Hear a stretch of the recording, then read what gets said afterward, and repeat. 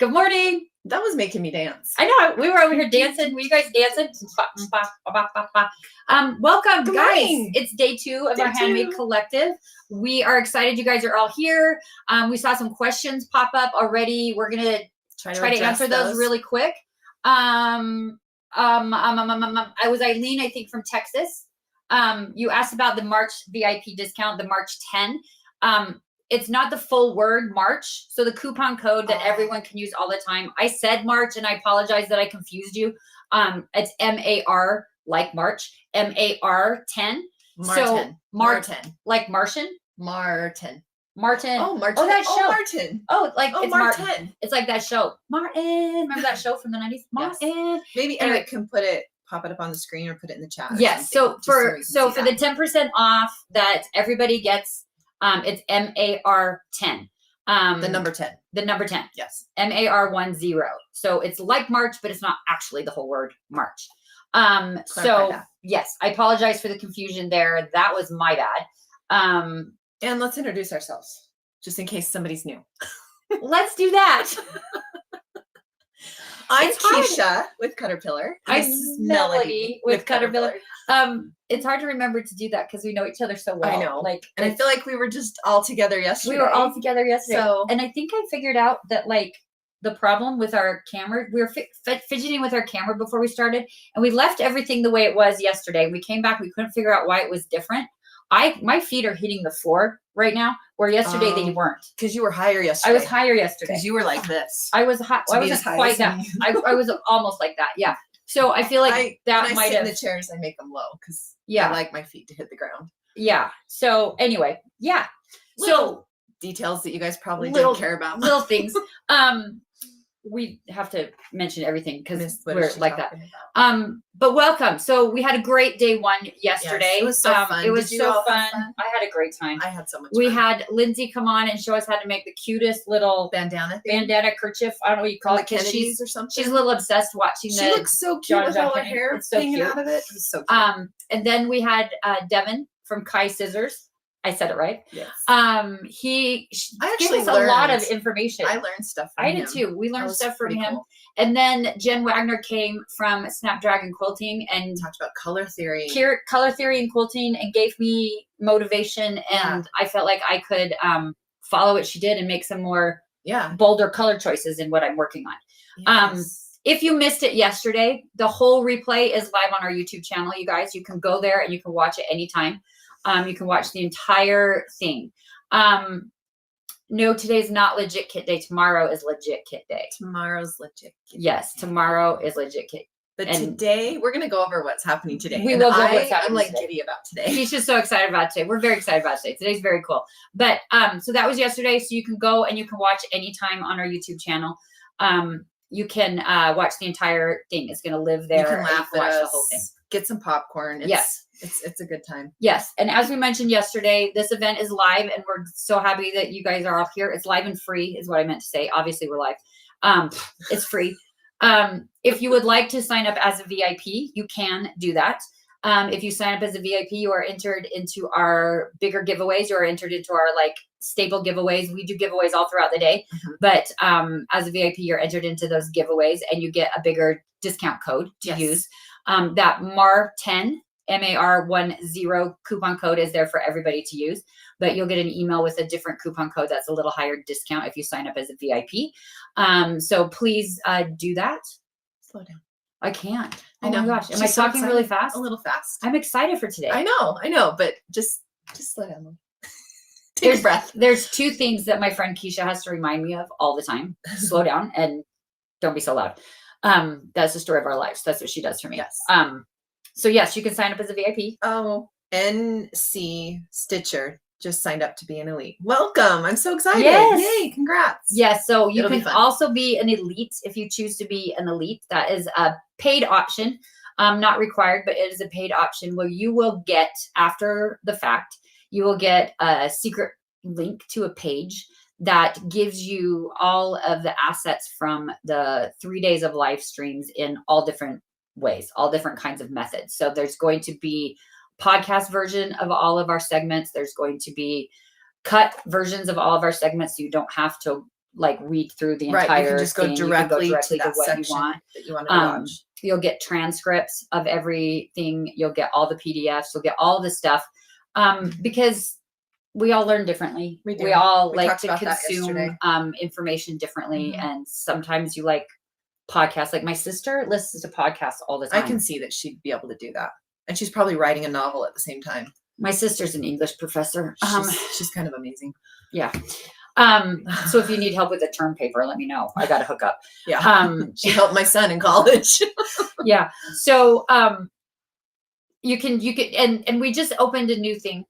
We decided to open up for our elites. So whether you've already signed up or you are looking to sign up, we have a new benefit that we've decided on, because we like to share the love, guys. We just love to share the love. And so as an elite for this event, you are going to get, access to our elite content from our previous 2 events as well. That's so cool. The Handmade Collective happens 3 times a year, once a quarter, except for like holiday time. So we had an event back in September and back in June. And so if you sign up as an elite in March, you will end up with all of that content as well. Tracy's got a question. Let's maybe see if we can help. Where do you find the elite stuff? I'm on an email loop that keeps asking to sign up for VIP. Eric would have to help us with that. Eric's in the background again. Eric's in the background doing all the good logistical stuff for us. Eric is in the background. I also want to tell you all, thank you for emailing your questions in, and I am working feverishly hard to make sure I get back to everybody. I am behind, and I apologize for that, but we are working on it. I don't know if any of you've done these live streams before, but it's a lot. They take a bit out of you. They do.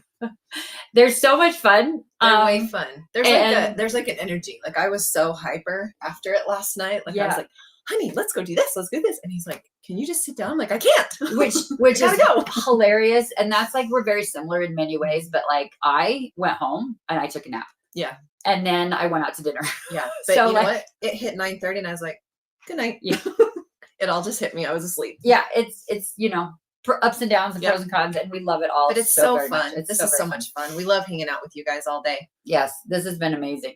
So, oh, thank you, Karen. You're so sweet. Oh, well, hi, Karen. I love that. Oh, look at. What is your name? I don't want to keep calling you NC Stitcher. I know. We are so glad you're here. Yes, also, welcome. We're super excited. Thank you. For those of you that watched yesterday, I've been practicing not talking with my hands so that we can keep the cameras steady. So I've been working on that as well. Oh. What is Legit Kits? Okay. Oh. So it's Legit over Kits to the right of you, right there, if you want to pull it. Okay. So Legit Kits is an awesome company that we love dearly. I'm gonna make a mess. They do foundation paper piecing, patterns and kits and things. And so tomorrow we are going to have a sew along with Michelle from Legit Kits, and we are going to sew this whole foundation paper piecing kit, which is available on our website. You can still get it. Obviously it won't get to you by tomorrow, but she's that's okay. part of the elite. And so she's going to be able to go later. Once she gets her kit, you can read the instructions or watch it again. Yeah. You can always go back and watch it again. And so that will be available. Mandy. Thank you, Mandy. Now we don't have to call you NC Stitcher anymore. Thank you, Mandy. We appreciate that very much. Welcome to the club, Mandy. Yes, yes. So that will be tomorrow afternoon, but let's talk about what we're doing today. Okay. Why don't you do it? You're so happy. I don't know. She's so excited about it. Okay. So today we have 3 presenters again. We are going to start with a nonprofit. Now, this nonprofit is actually, I don't know, Are you gonna cry? No, I'm not gonna cry. She is. She's not a crier, so she's not usually a crier. No. Okay. So we have Jason and Cinnamon, and they are going to be coming from So Powerful. This is a nonprofit that we met, I want to say 2019. Hold on. Happy birthday, Mandy. Oh, happy birthday, Mandy. I love that. Okay. Yeah. We met him in probably 2018, 2019. 2018, 2019. And the thing about when we go to these shows, we were in Santa Clara, and you usually get across, like I told you guys yesterday, whenever we're across someone that's got patterns or fabric, Melody ends up usually buying them by the end of the show. So we spend 4 days across from certain people. And so it was the first time we were in Santa Clara, and they were right across from us. In the first couple days, we kind of just heard what they were saying, but we didn't really understand. I think it was day 3. I think he finally went over there and said, what do you guys do? Because they weren't selling anything. No, nobody was walking away with anything. Yeah. It was just more conversational. And we found out that they are a nonprofit that actually make little purses. Yeah, but we'll let them talk about it. We'll talk about it. Yeah, we'll let them do it. It's dear to my heart because some of my best friends are from Africa and grew up. And this is where, I mean, when we get into it, you guys will understand. Yeah, but yeah. So their nonprofit helps girls in Nigeria specifically in Africa, and they'll explain it all, and it's so beautiful. So we're excited for that. So they'll take questions. They're great presenters there too. I've met Cinnamon. I've never met Jason. I've talked to him on the phone, but they're great people. So that's gonna be fun. That's gonna be fun. We're excited about that. And maybe grab some tissues. I mean, I'll probably be crying because I think it's so sweet. But the paper towel. Anyway, so they're first, and then next we have something we've never done here at Caterpillar for our Handmade Collective. We have 2 ladies that are coming on, and they are going to actually do their presentation bilingually. So they're going to teach it in English and Spanish. Yes. They are quilting with Latinas. They're adorable. They're the cutest things. We met them in Houston, and I'm so excited to have them here. They're going to teach us how to make a little taco pouch purse. Yes. So cute. Yes. So that's going to be really fun. You can find the pattern and instructions on the blog, I believe.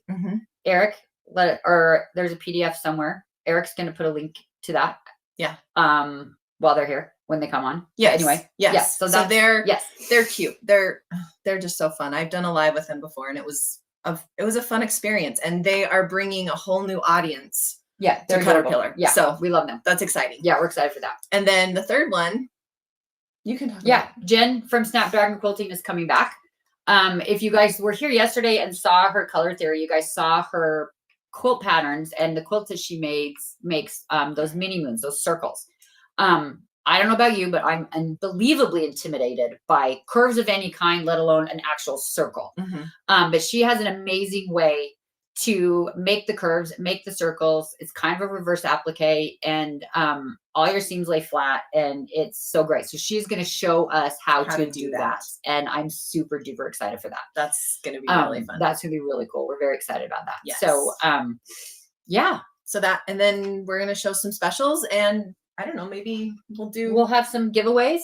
Maybe we should do a giveaway. Should we do a giveaway now? Do a giveaway? I mean, we've got a few people watching, and you guys are all the diehards that start the day with us. So why don't we just do a random giveaway? Okay. Let's see what we're gonna spin to win. Are you ready? Let's see what we're working for. A $25 gift card. Yay! So, okay. So I'm going to ask you a question, and you're going to put a number in the chat, and then Erica's going to pick one somebody by random. And I'm talking really slow and stalling because I have to think of a question. Have you ever sewn a circle into a quilt? Ooh, that's a great question. So put a 1 if you have sewn a circle into the quilt, and put a 2 if you have not. I'm number 2.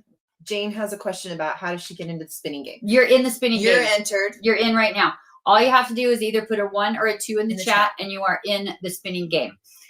So put a 1 or a 2 in the chat, and if you've tried a circle or if you haven't done a circle, put a 1 if you have, put a 2 if you haven't. See, look at all these brave people. I know, they know how. I am a 2. I'm so too. I've never tried it. I've never tried it. I'm scared of it. And Jen even showed me how to do it in Road to California, but I was like, wow, you are really good at this. I'm so scared. Yeah, but we're going to learn. We're all going to learn together how she does it, because it's really cool. Yeah, it's going to be awesome. All right, Eric, go ahead and pick a winner for us if you would, ones and twos. please. Ones from and our twos. ones and twos. Look at all these people. Thank you for watching, guys. We have a winner. Glenda Zepeda, number 2. She hasn't done it either. Yay, me too. So Glenda, if you will send an email to support@caterpillar.com, let us know that you won that $25 gift card, and we will get that sent off to you. And then you can use it for anything on the site. That's great, because then you can also use your discount. You can. And you have free $25 money. Yes. So, so speaking of that and the discounts, let's kind of move into our product of the day that we wanted to show you guys. Now, we've put together some bundles. All the bundles are already on sale.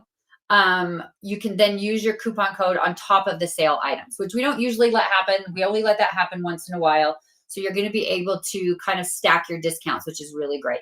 And today we're talking about we'll talk about other things as well, but we're talking about our flip and folds. So for those of you who haven't seen our flip and folds, what are you doing? Well, just the timing is a little strange here. Oh, okay. I don't know what time. Okay. They're joining us. For those of you who have never seen our flip and folds, this is our 36. This is our smaller one. The flip and folds are really, really cool. They're basically 5 cutting mats in one. So I'm going to kind of show you how it works. Eric, will you flip the camera for me to the other one?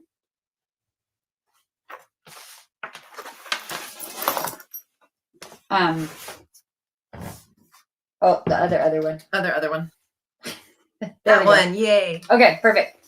So this is our flip and fold 36. So this is the smaller of the two, and then we'll show you the flip and fold 48, which is the bigger one. So it starts out at 8.5 by 11, which is a nice little size. Like this is a great little size to have kind of next to your sewing machine, or when you're traveling. It's a really good size. But if you need something bigger, all you have to do is flip it open and you doubled your cutting space. So now you're at 11 by 17. Now, when you're looking at your 8.5 by 11 side, one side has 1 puzzle piece and the other side has 2. Always start where there's 2 and it just flips open like a book. So then you've got 11 by 17. Then if you need more space, you just flip it all the way over and open it like a book, a side book, a book. Now, all you need to do is you need to make sure that you take your little tabs and you snap your puzzle pieces. Hear that? Once those are snapped in, it stays nice and flat, especially when you've got your ruler over the top. You can cut right across those things just fine. It will stay nice and flat. Now, the other thing that's really cool is your measurements always start over again at 0. Your angles always start over again at 0. And all of your little quarter, half, 5/8 measurements are all listed here, which is really nice because none of us wants to do fraction math. We gave that up in high school. We don't want to do that. No, we don't ever want to do that. That makes my brain hurt. Yeah. So this is your 3rd size. And then this is great for your like binding when you have to cut those long strips. The long strips. Yes. Any sort of strips. I'm so proud. You're getting there. Any of your strips. This is really good because this is 11 inches. It doesn't take up too much space by 36 inches. If you are at a retreat, you can share the space with your friend. But then this will also open up to your kind of standard 24 by 36. So when you've got this 24 by 36, again, make sure your little puzzle pieces are snapped and it stays nice and flat. You can cut this whole thing. Now, should I try to do the other one? I'm so bad at the other one. I would have done this one, not the big one. Okay. So then you can lift it from the middle. You can lift it this way. Oh, I did it. And then you've got your 17 by 24 size. So that is your other size. When you flip them to different sizes, you just always want to make sure that those puzzle pieces are locked in so you can have a nice flat surface. Yes. Which is super good. So it's made of a material called TPE. So it is not the same as a typical PVC mat. It's really, really durable. It's also heat resistant. And Savannah loves her 48. I love that. The thing about it is that if you leave, how many of you guys have left a cutting mat in your hot car? Put a number 4 in the chat and let me know if you've ever left a cutting mat in the hot car and it has just warped. You could never get it to go back to normal. You could never get it to lay flat. So we have a question. Is the flip and fold long time durability? Yes. Yes. I mean, it's durable like any mat is durable. Like but it's more durable kind of because it's heat resistant as well. It's that new material and it's a non-toxic material. So it's really durable and it's really a great mat. It's the only mat I use now. I do not have a dedicated cutting space in my craft space. I have to always don't put either. my cutting mat away. And I used to like lean it up against the wall and I would get that curve in the bottom. Yeah. And that would never come out again. The clear mat over there that kind of has the curve. That has the curve because that, yeah. And it just kind of never goes away. This way you can put it away like on a shelf. Goes on. Oh, I guess you can't see the shelf, but I have a shelf back here that it just sits right there. Yeah. It just goes on the shelf. Now we do have a little bundle available with it. So thank you. We have a little bundle that is the Flip and Mold 36 and the little bag that can go with it. Now, this is our, I forgot, we're doing this way. I'm looking at the wrong camera. I'm keeping her straight. Don't worry. Yeah, she does. So you can slide this in. Now, this tote bag also works for our mini light board. So you can slide that in there too, over here. But you can slide your Flip and Fold in here. You can take it to a class. You can store it this way. Yeah. Anyway, you can travel with it. It can be your carry-on.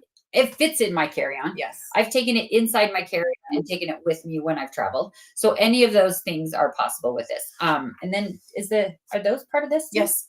So the other thing that we made part of this bundle, which is going to seem a little weird, but it's kind of cool. So we also have included our magnets and plates set. Now, why did we do this for this? Because the mats themselves are not magnetic. But these little plates that they come in a 6-pack are little magnetic plates. Now, these little, yes, Janice, the mini light board does come with a cutting mat. These little plates are self-adhesive, so you could stick them to something if you want. But the magnets that come with it are also strong enough that you don't have to. Oh my gosh. I know.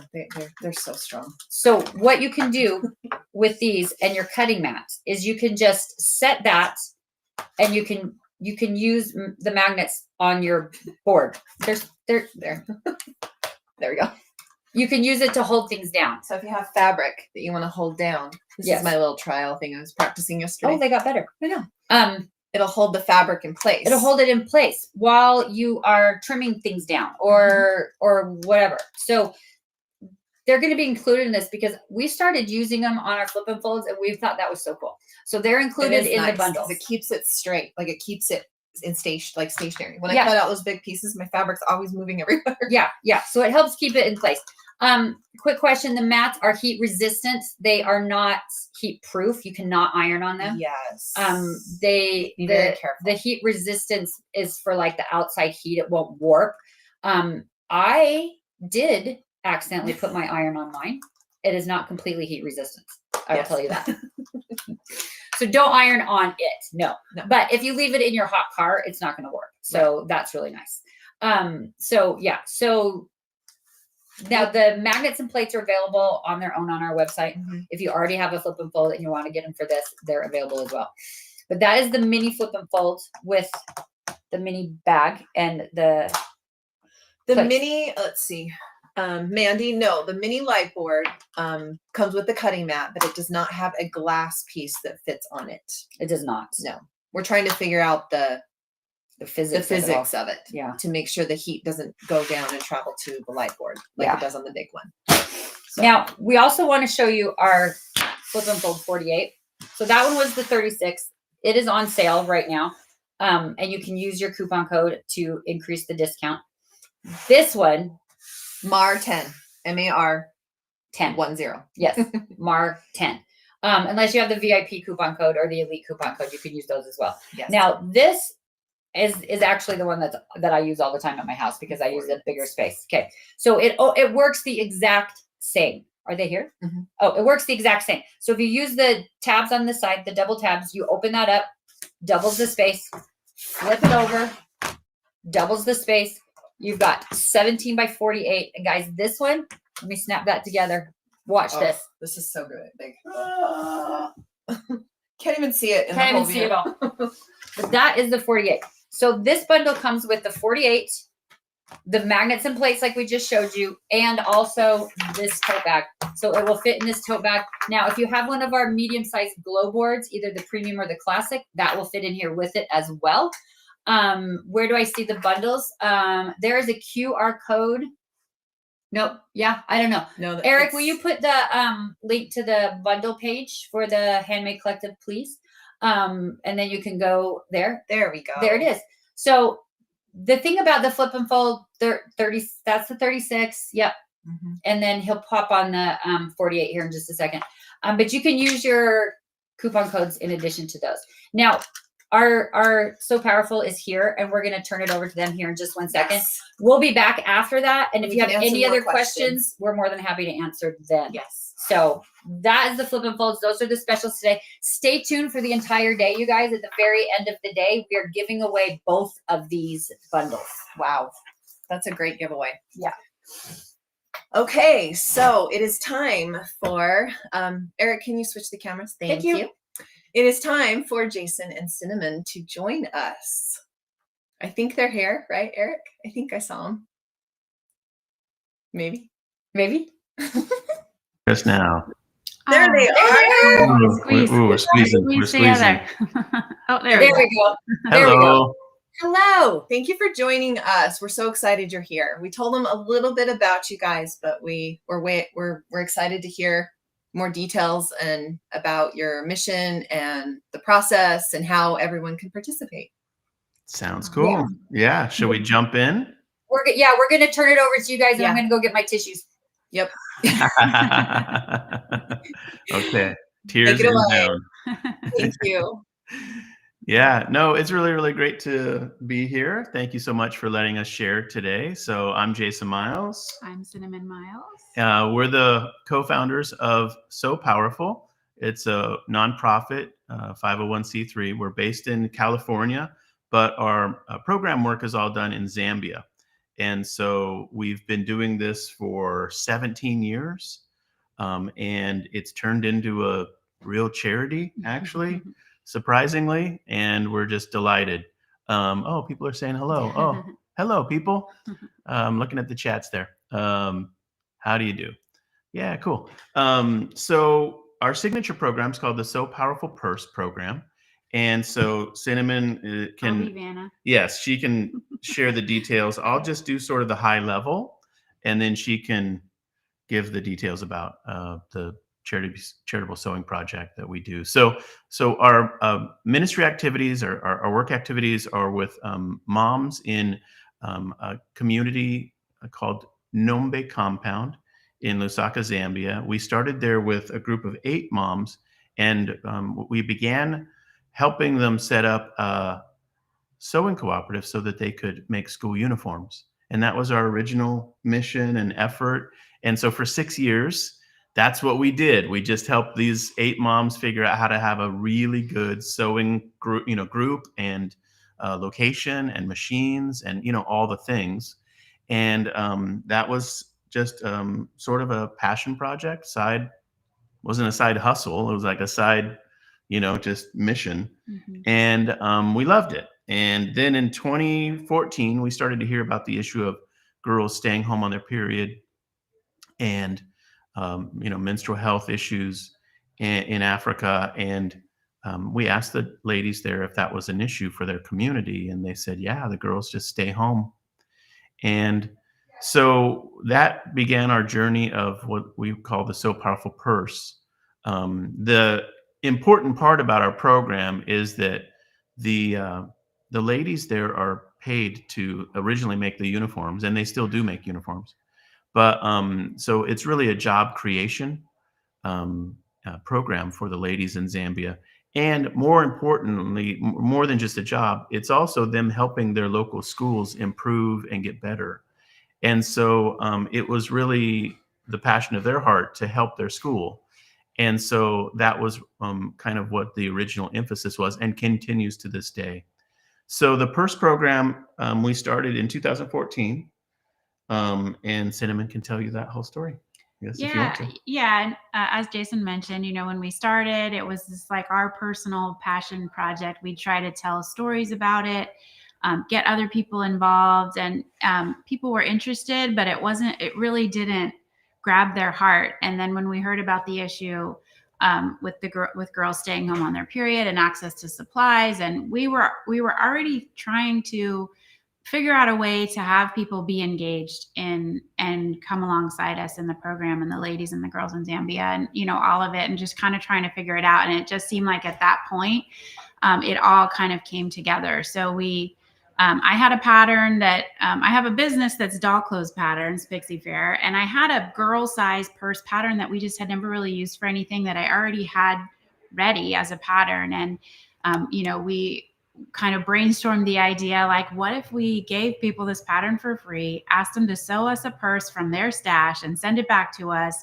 and then we could get them to Zambia, where there we have the jobs created for the ladies. They could sew a reusable pad, and we could give that to the girls, the pads, the purse with pads in it. And, we had no idea if it would work. Mhm. And, I had a customer list that sewed. And so and all seamstresses or sewists have stashes. So I thought we were, kind of off on the right direction.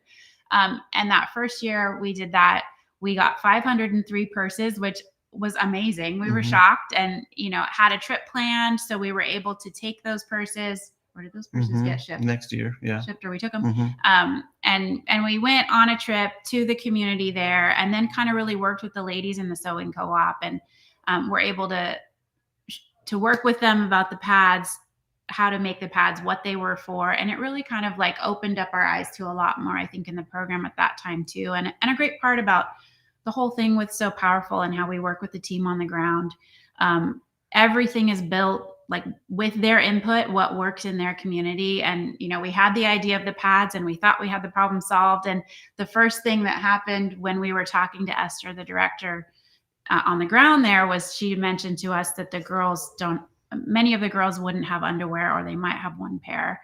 And if they needed to wash the pads with soap, nobody would have access to soap on a regular basis. So Mhm. our purse needed to provide soap and underwear as well. And so then that's kind of how the whole thing got rounded out, filled out. Mhm. Yeah. So that's sort of the origins Yeah. of how the program started. And that was 2015. Mhm. Yeah, the first purse distribution, we had collected the purses in 2014 in the fall. And then we came back with photos and videos, and people kind of caught on to Mhm. like the idea, and it became a charitable sewing thing. I mean, it fell into the category of, oh, I can, this is charity sewing, and people just started to spread the word and tell their guilds and their church groups, and companies started to help promote and support. The second year, we did over 1,600 purses, and it just continued to scale. It went to 3,600, and then 8,500, and so this last year we collected 33,000 purses from around the world. Mhm. Australia, Brazil, Japan, India, UK, We just Europe. got a cool box from Puerto Rico this morning. It's Uh, amazing. So the purses come in, and then our team in Zambia has grown exponentially as well. So we started recruiting, whole groups of seamstresses, and we asked the purse makers to donate $10 per bag. Mhm. It's just a request; it's not a requirement, and many don't, but some people do, and some people write a bigger check, And so the program has just worked financially from the beginning. And so we continue to make it just a request for the $10. It's not a requirement. And in Zambia, we now have about 60 ladies who are paid great wages. They have a beautiful building they work in. We built in 2021. The air conditioned, Juki commercial machines, the whole 9 yards. They have holiday bonus and sick time, and it's turned into a real beautiful vocational sewing center and job for them. And then they're the ones that take the purses out to the schools. We have health mentors there that go out, set up school assemblies, and then they'll come with a truckload of these purses and have all the girls. They'll receive two purses, because one of the other things they said is, sadly, if you give a beautiful purse and these pads to this fifth grade girl, and she goes home and she has a ninth grade sister, the sister's just going to say, hey, I need this. I'm taking this stuff. I'm using what you got. And so that was sort of sad. But what we did was we worked through it so that every student that we work with goes home with a second full purse. with all the supplies for her sister, cousin, auntie, whoever might be in the household. And that's worked out really well. So Cinnamon has some example purses we can show you in the pads and all that. And then we can share with you how to actually see I'll share the website here and you can see some of the details. But last year we served 36,000 girls. Our goal this year is 40,000 girls to serve in the program. So. Yeah, and I believe since 2015 we've served 185,000 girls, which is amazing. You know, it's just from that first 500 purses at the one school, you know, and just not even understanding how big this could become and how much of an impact it is, and how many girls there are that will continue to need the product. You know, it's just the girls that fourth are graders coming in and girls that are aging out, and you know, it's new girls all the time, and it's amazing to see it come together with the help of seamstresses and sewists like you. So we have there's 3 patterns because, as I mentioned, when we first started, we had the pattern that we thought was great. And it was pretty complicated. It was also a little bit smaller. And so after that first year, we is the same design, but made it a little bit bigger. And then when you go to the website and you see the patterns, you'll see the intermediate pattern. That is the first one that has a gusset, it's lined, it has extra pockets, and you know, it takes a couple hours to sew, which is beautiful, and people still sew it. But we started to get asked, you know, over the years, like, can you make this easier? We need a shorter one. We want to do a group sewing project. So then we came out with the beginner pattern, which we thought was easy enough, but we still got asked, can you make this easier? And so now on this last year, we put out what we call the modern purse pattern, because it's easier than the beginner, and we didn't know what to call that. What's easier than beginner? So it's just modern. It's very streamlined. And so the modern pattern this is what this is made. It's just a basic rectangular body with a box pleat, like the straight seam on the side and the box pleat, and the purse flap is like situated in between 2 pieces right here in the back. And then it's lined. The one thing that I don't think we mentioned is the purses, all the patterns have a design that have a pocket. So in this one, there's a pocket on the inside, and that's so that you can write a note card that goes directly to the girl. So it's just a note of encouragement. We ask people to print when they write the note card. The girls can read English as long as it's printed. And, you know, it's just really an opportunity to just speak encouragement and hope and opportunity, just letting the girl know that she's valued, she's beautiful, things like that they don't hear every day. And so that's in every card. You can sign your first name and where you are location wise. The girls love that. They look for it. We've heard many times they want to know who made the purse. They tell us they're going to pray for that person, and it's so sweet. It's a very special part of what goes in the purse. But so that's why we left the pocket on the modern one. But yeah, so this is a different example. The beginner purse has an extra layer on the front right here. You can see it's kind of a full extra front piece on there, but basically the same pattern. And the fun thing about this is the basic pattern is this is a printed fabric, but it's just like a rectangle with rounded corners for that purse flap. And what's happened is it's become this creative canvas for anything you might dream up. So many different types of piecing and embellishment and orphan quilt blocks. Yeah, if you can see it. That's just an applique design. And I didn't mention at the beginning when we first popped on with the Caterpillar tools. I have a light board. It's from years ago. When we first met you guys in the Puyallup Sew Expo show, and I got a light board with the glass mat, with the cutting mat, and that's great for foundation paper piecing with the light board, which is great. So you can do a lot of things like that. Okay, back to this one. Yes, and so piece together your flaps. Yeah, and then the other example on this one is just that's denim upcycle stuff. So a lot of people love to do the upcycle where they'll integrate a pocket, extra secret pockets, or they'll use the back pockets. This one kind of doesn't use the back pocket of the jeans, but many of them do, and so that's a really, really nice feature as well. And maybe talk for a minute about how this is meaningful for the purse maker as well. the feedback we get on that. Yeah, I think from the beginning, that's really touched me and many of us and many of you, where just how meaningful it is for you as somebody who can just do this project from home, use the skill that you already have and the stash that you already have, and you're participating in this ministry, and you're giving hope and purpose to the girls. It's also fulfilling a purpose for you, which is great. We have our book, which was sitting here somewhere, the We Are So Powerful book, is filled with testimonials. You can get it on Amazon. Like the whole, almost like this much of it or more, like the whole back half is testimonials from purse makers that just explain how they heard about the program and why they're doing it and what the impact has meant for them personally. And the first time in the first version of the book, when I read all that, I was crying. It's so moving to just, it wasn't a part of the program that I expected or even thought about how impactful that would be here for people like us that just are looking for purpose and meaning and, what can I do with the skills and the supplies that I have? So that part, is really special. And, we go to the shows, and it's so easy to talk about with people there, because I feel like many of us are, looking for that, or you run out of people to sew for, but you love to sew. And it's like, how many people can you give what you're making to? And, so it's a great outlet for that, especially because you can practice so many different things and incorporate that into the purse flap, all of that. Yeah. Some questions are popping up. So one a moment ago was, can you add Velcro to the flap?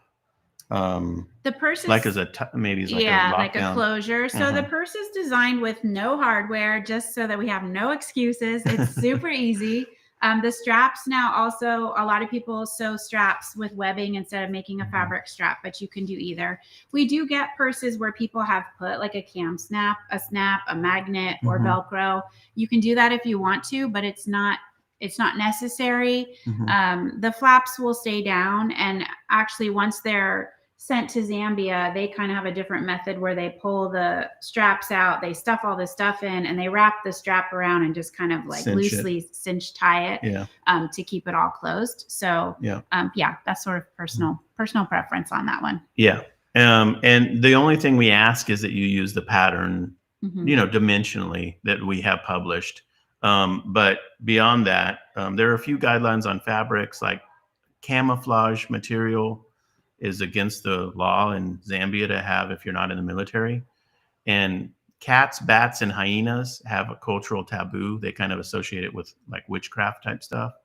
And so we ask people to avoid those.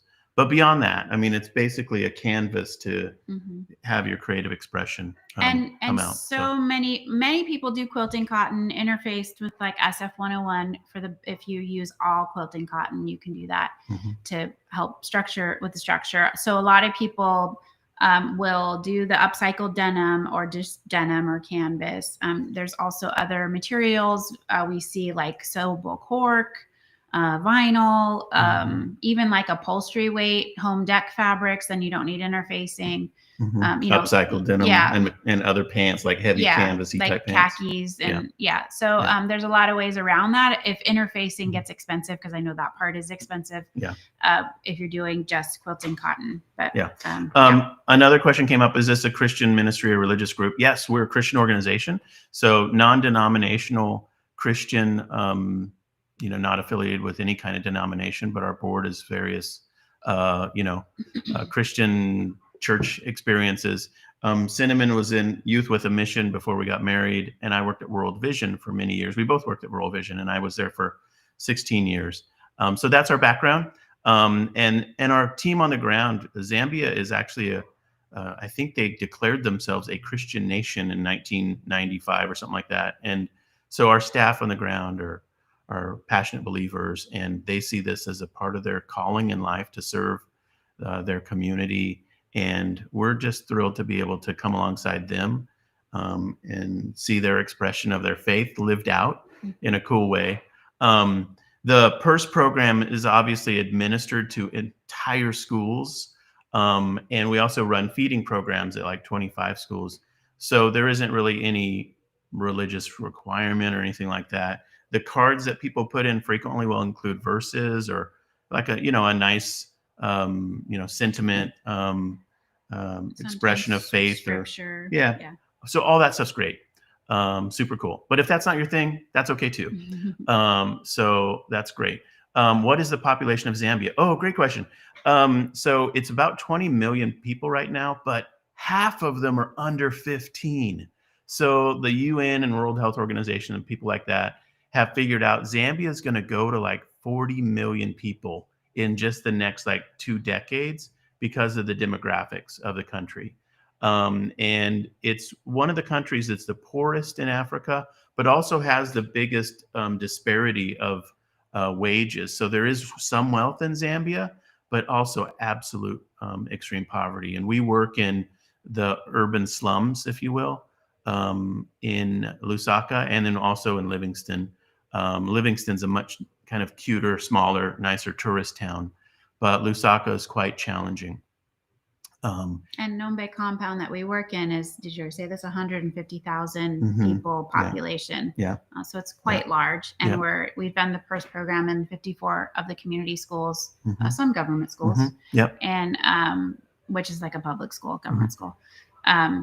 And Yeah. the feeding program is Yeah. because we have relationship with the PERS program, it was very easy for us to come in with the feeding program. So with that one, we're in 26 schools, and kind of that one's more budgetarily limited. Yep. As we raise funds for that, we can expand into all the schools. But Yeah. That's been a huge impact in the community to not just be able to come in and serve the girls, but then to come in and provide food for all the students. And it's important to point out the context for, Zambia is a very poor country, and then we work in the poorest neighborhoods. So the people we work with, literally, they're not in absolute poverty, but their incomes on average, like the Zambian national average income is like $125, $130 a month. And the people that we work with will frequently, not have any income source. And so, but, if they have some kind of job, frequently it's like being a cook or being a, house help or a security guard, gardener, they might make like $50 a month. So it's an incredibly challenging community to serve in, but that's where we feel passion to be and to work, and we're there as much as we can be. But our team that's where they reside. So two places, Nombe compound and Cabanana compound in Lusaka. Let me show you question. yeah. Answer the question. I can. Oh. So yeah, if you're back to the purse program, sewing purses, all the info is on the website. That's what I was about to share. Oh yeah, that's the question is where do they come to a central location? So that's here with us. So let me share the website here. And so hopefully you can see that. I can't see your comments, but I think this is working properly. So this is sopowerful.org. So we try to make it as obvious as possible to focus on the purse makers and the purse program. So right in the menu bar, the So Powerful Purse link is the primary location for all the info related to the purse program. And there you can see some cute girls that was at a purse distribution I think about a year ago, Kanyama Basic School. And so this has a whole bunch of info, a welcome. The pattern links are here. Again, they're totally free. We do ask you, because it's a Shopify website, you have to check out. So we do end up with your name and email address. We will put you on our newsletter list. So hopefully that's okay. And you can opt out, of course. And then the shipping info is also here.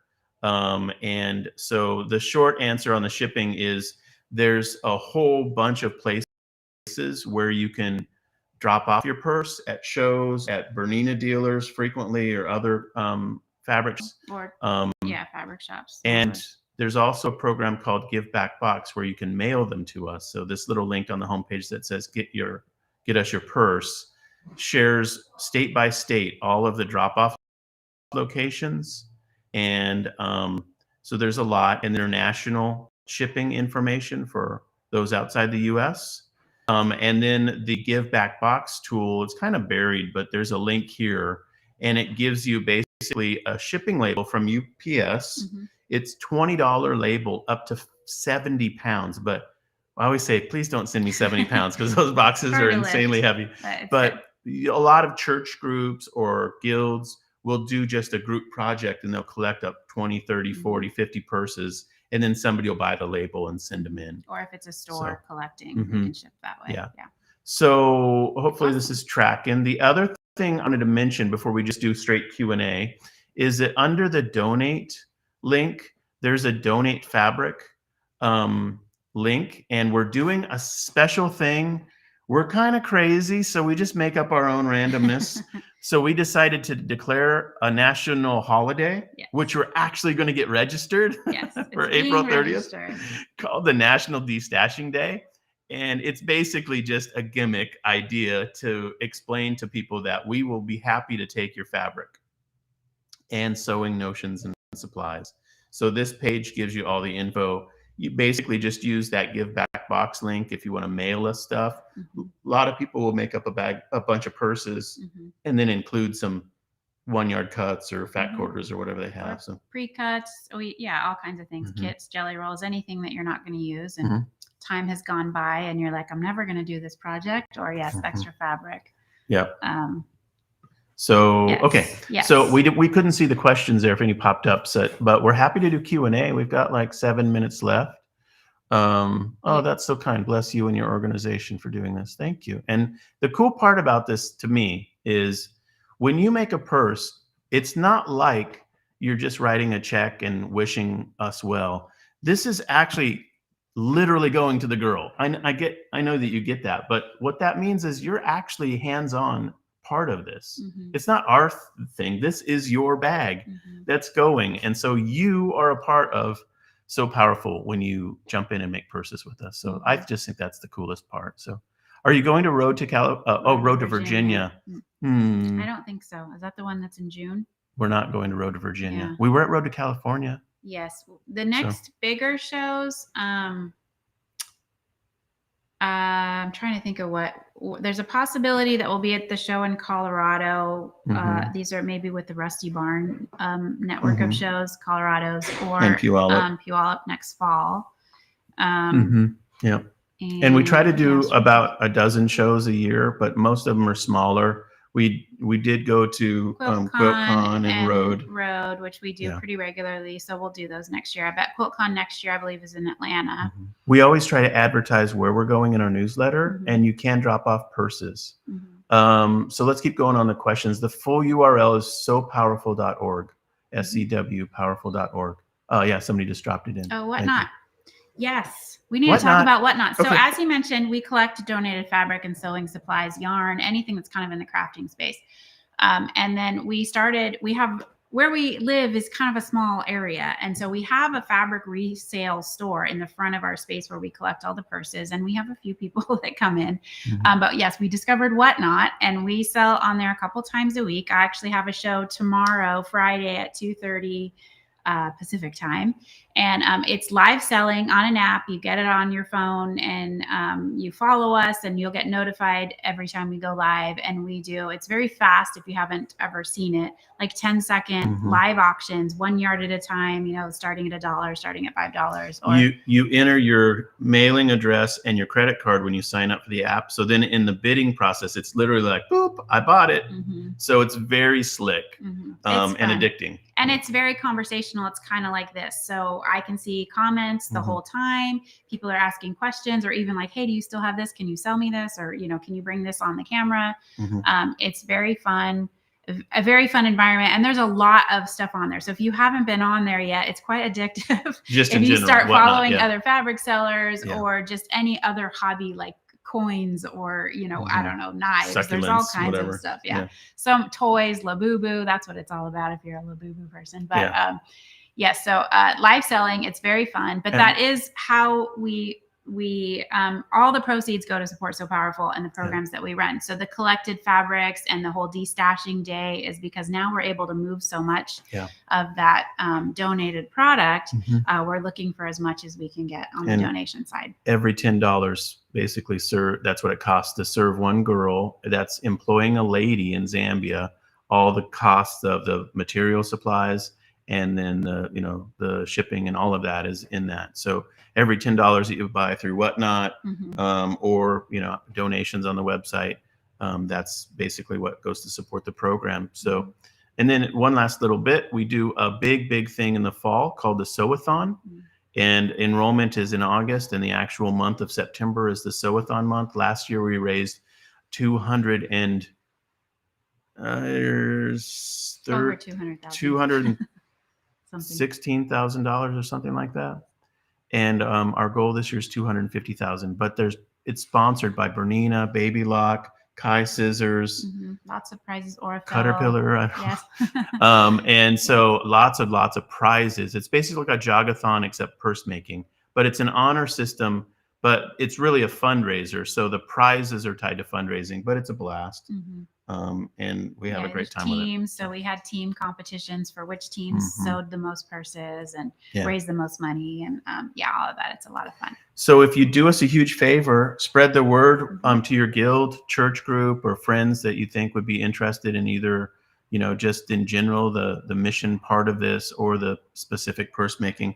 We have these little flyers that we always give out to people at the booths, and we're happy to get you some of these. If you have a guild or whatever, you can contact us through the website. And again, the newest pattern looks like this on the website, the modern So Powerful purse. That's the easiest, most streamlined version to get you going if you're new, or if you're a veteran, try it out, because this one's very easy. So we'd love to have you download the pattern and start sewing purses. That would be amazing. And if you're ever in the Sacramento, California area, we're just north of there in Yuba City. You can come by, you can visit, drop off purses, help volunteer. We pack purses every Thursday morning. They're doing it right now in the other room. So Awesome. Okay. Somebody said, Sherry said, just downloaded the pattern, going to give this a try and hopefully send you purses. Awesome. Hey, that's super cool. Thank you. And if you're not quite ready to do the bag making, but you want to stay in touch with us, you can sign up for our newsletter on the website, and we send out a newsletter. We try to do every Monday, and it's program updates, it's pictures from Zambia, what's happening, and the whole 9 yards. What we're doing a retreat in August we're announcing right now at Lake Tahoe, Zephyr Point, which is insanely cool. And we're also doing a trip to Zambia in July. So those pieces of info are in the newsletter. So thank you guys. Really appreciate it. I think we're done. So we're right at the top of the hour. So happy to do more Q&A if you just pop in questions. But or the team can take back control, whatever you want to do. Yes. Let us know. There we are. Oh. Somehow we moved. Somehow things moved. Sorry, we're really close up. Yes. Thank you guys. So much. That was amazing. It was so great. We were trying to think of a few questions, and I was just kind of wondering, have you ever thought about branching out into other countries? We have, and we even did a little experiment to South Africa, but our board of directors is kind of given us this challenge to really put a dent in Zambia. Okay. Before we go deep, go somewhere else. So that's like a go deep rather than go wide type strategy. So our goal by 2030 is to serve 60,000 girls through the program in Zambia. But we'll see. Time will tell. But yeah, and we were also kind of talking about how cool this is, because as a young girl, as Cinnamon knows, and probably most of our audience knows, when you first go through all that, it's a little embarrassing. So this is amazing that you're doing this for these young girls. Yeah, the stories we hear, the cultural practices, they just stay home, and they're told that you just stay home, so they miss a ton of school, and then they don't have supplies, so they're all embarrassed, or they don't want to go out of their house. So this is a total liberation deal. It's just like a human right type thing, Yeah. So, it's that and I'm gonna cry. I love that, because if you can empower the girls, you can save the world, and I really believe that. I do too. And with that, you guys are doing this is just. I have daughters. I have granddaughters. She has granddaughters. Your hands doing it again. And so it's that. Sorry, I'm messing with the camera by accident. No. That's the thing. If you can empower the girls, you can save the community. You can save the country. You can save the world. You can do all that. So I love I adore you guys. It was Yeah. so great to have you guys here, and we Yes, appreciate thank you it so very much. Thank And you. I know Thank you. And any questions that you have later on, if people watch by replay or whatever, just shoot us questions through the website contact form.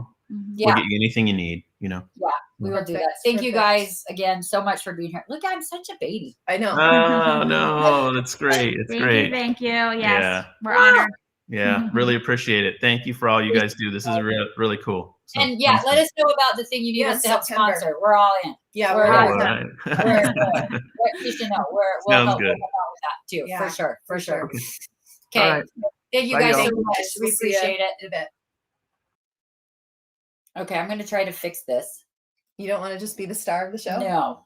Okay. I don't. Oh, did I? Yeah, There we go. there we go. Okay. Okay. You guys, how I need a tissue. I have paper towels. I know. I have one right here. How amazing is that, you guys? I mean, oh, someone just said we should make the bags on alive. I'm gonna need to learn how to make bags first. That's actually a great idea. I think that would be fun That for would be us cool. to do. And maybe we can all do it together. We could all do and it then together and we send can them all donate. in. Yeah, I think that would be That's a really great fun. That's a idea. great idea. Thank you for Yes, that. That would thank be you. fun to do. I might try to make one in private first I think. to make sure I could do it, Yeah. and then we could do it all together because Yeah. that's that They're just doing such great things. And who knew? I mean, like I said, when we first met them, we were like, what is going on over there? I just don't understand. well, and that's like we were just like Keisha was saying, like, you know, when I was growing up in the the 1900s, my parents, I'm the youngest, well, I'm the second youngest of 8 children. My parents Yes. started having kids in the 50s. And so, And they're all boys. and they were all boys, but like, they don't talk about stuff like this. My No. parents never talked about stuff like this. Nobody talked about stuff like this. No. And so when I had my first period, I didn't tell anybody. I was scared. And when we first met these guys in Santa Clara at the quilt show there, I was just in awe that all of their team were just like talking freely, and it was just like, such a this is real such a beautiful normal, thing, and it was such a normal beautiful thing about growing up. Yeah. And that they touched me then, and they continue to do such great work, and we appreciate them being here We do. so very much. So Very if much. you guys do have any More questions. more questions, let us know. If you have any time to do some purses and send it off to them, that would be amazing. Okay, guys, we'll make it on the live. I think that's I think I'm gonna make a note. Keisha's making a note. Guys, we're gonna work on it. Maybe we'll do I mean, September seems too far away, but like we could do it with we could all be a team for their thing in September. Yes. And we could win. And all of us, you guys, if we all do it, band together, we could we can win. We could win. We can make the most purses. Oh, because What do we're you think, very you guys? competitive. What do you think? Yeah, a craft along with the purses. Oh, That would be cool. we could do that. Oh, Yes. and sorry, we have questions. Yeah. Sorry, So Susan, the beginning of if you go to sopowerful.org, they have patterns that you can get on their website that has all the information that you need. They have several different patterns. They said complicated, easy ones. She said the modern pattern is the easiest one. And so you can use those patterns yeah, we could win. I think with all of you guys helping us, because you guys are amazing. So I think all of us together, we could do it. It would be amazing to team together. I think we should. Maybe we'll teach our husbands. Oh, They we could can- teach our husbands to do it. They can make purses. I love that. I wonder if Madison's watching, going, "Oh boy, Oh boy, what is she getting what me are we getting into?" them into now? I don't know if any of you are new here. Welcome. We're glad you're here. But we taught our husbands how to sew on We our did. live stream last month, 2 months ago, February. in So it was around February. Valentine's So Day. around Valentine's Day, yes.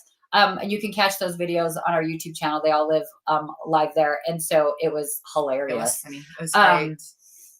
Yes, you're right. You're right. We wouldn't be the winners. The winners would be the girls that receive Well, the of bags. course. You're right. Yes. But our hearts would be the winners. In our heart, in my own brain, if I win something, I always love that. So I have a problem. Ask my Yeah. children. And again, we'll just talk about the elite package because they are going to join us for the after party. Yes. So if you are part of our elite group and there's still time to sign up to be in the elite group, Yes. then you will have a chance to ask some questions, and we'll come up with some more questions, hopefully, to ask them, and we can have like one-on-ones. So Yeah. It's so that's fun. one of We're those excited. awesome benefits about becoming one of the elite members. Yes. And yes, the patterns are free on their website. Aside from the team, could we possibly do a fundraiser? I don't see why not. Yeah, I think that would be fun. I think we could. I think We'll that have would be to- amazing. We'll have to do some talking and some. We'll see what we figuring can work see out what with we them. can do. Yeah, because that, like, this is the thing. Like that, every time I see them, I I get know. choked up. Every time I see them, I'm just in awe of what they've been able to accomplish and what they continue to do. Mhm. And it's such an important thing. And I do really believe if you Yeah, it's empower the girls, yes, and empower the that's- girls. That's the thing. And I have chills. I know. My hair's standing up I know, on my I'm like, arms "Ah." right now. But yeah, it's amazing. So It is. yeah, let's yeah.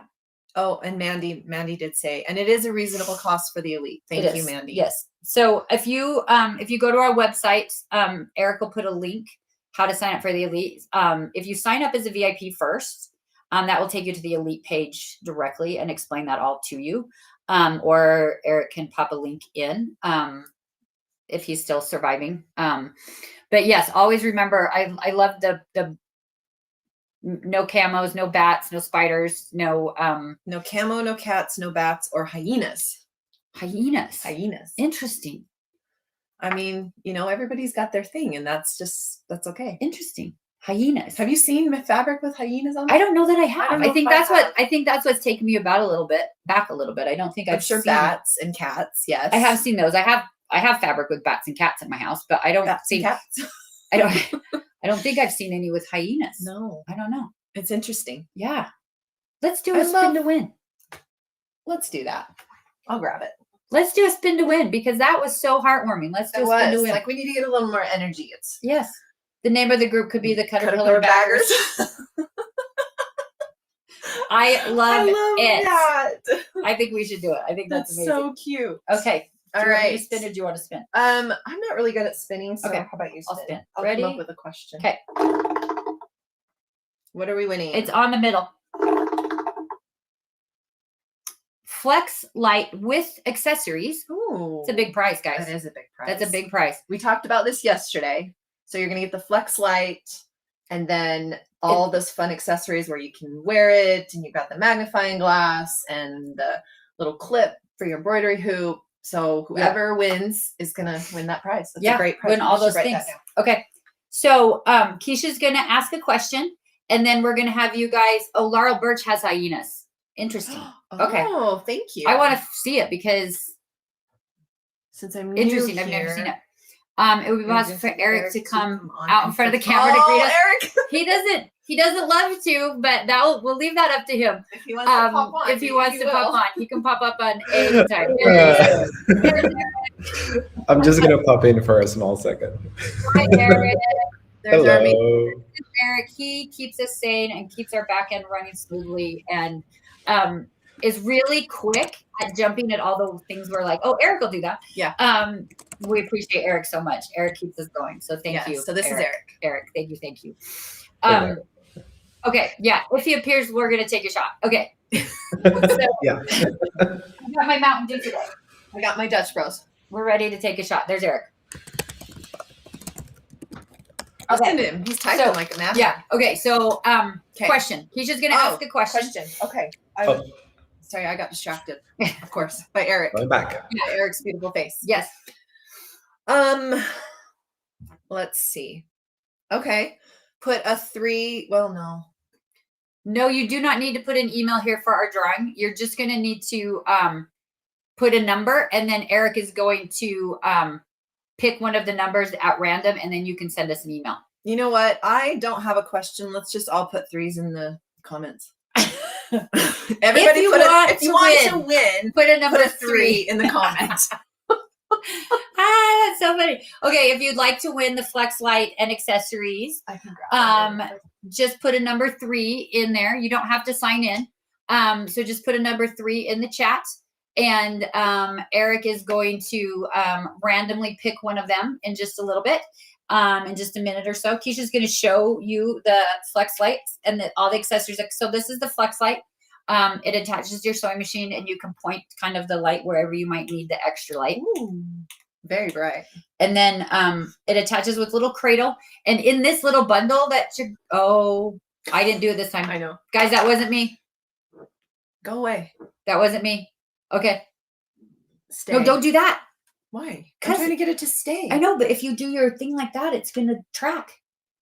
If your It's hand... already tracking. No, it's not. It's Oh, it's green. not. No, it's Never not. mind. I'm like, don't do that. Okay. Okay.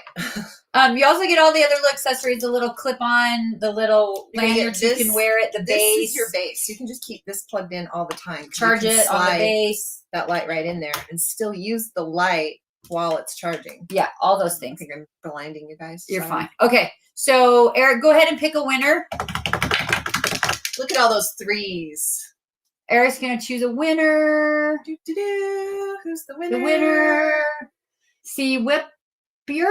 Whippler. I need my glasses. Please send me an email to support@caterpillar.com. Let us know that you won the Flex with accessories, and we will get that shipped off for you. Make sure you give us your mailing address, and we'll send it to you. Yay! Yay! Congratulations! Yay! There was something that said, hold on. There's a comment that I wanted to. Oh. Thank you for all the threes, you guys. You're so good at participation. Mandy says, since next month our monthly challenge is applique, if you do hand applique, this is amazing for that. And you're right. Oh, yes, Mandy. This is amazing for that. So thank you for that. I just didn't want to miss that, but thank you for that. That's correct. Okay. So, congratulations for that. Yay. Send us an email. And, keep watching because you never know when we're going to pull that little spinny wheel out. Yes, because we like to do that. It's fun. So we are going to do another product demo. Yeah. This product, you guys, and I told you yesterday, if you were here, we say this all the time, but this is our favorite.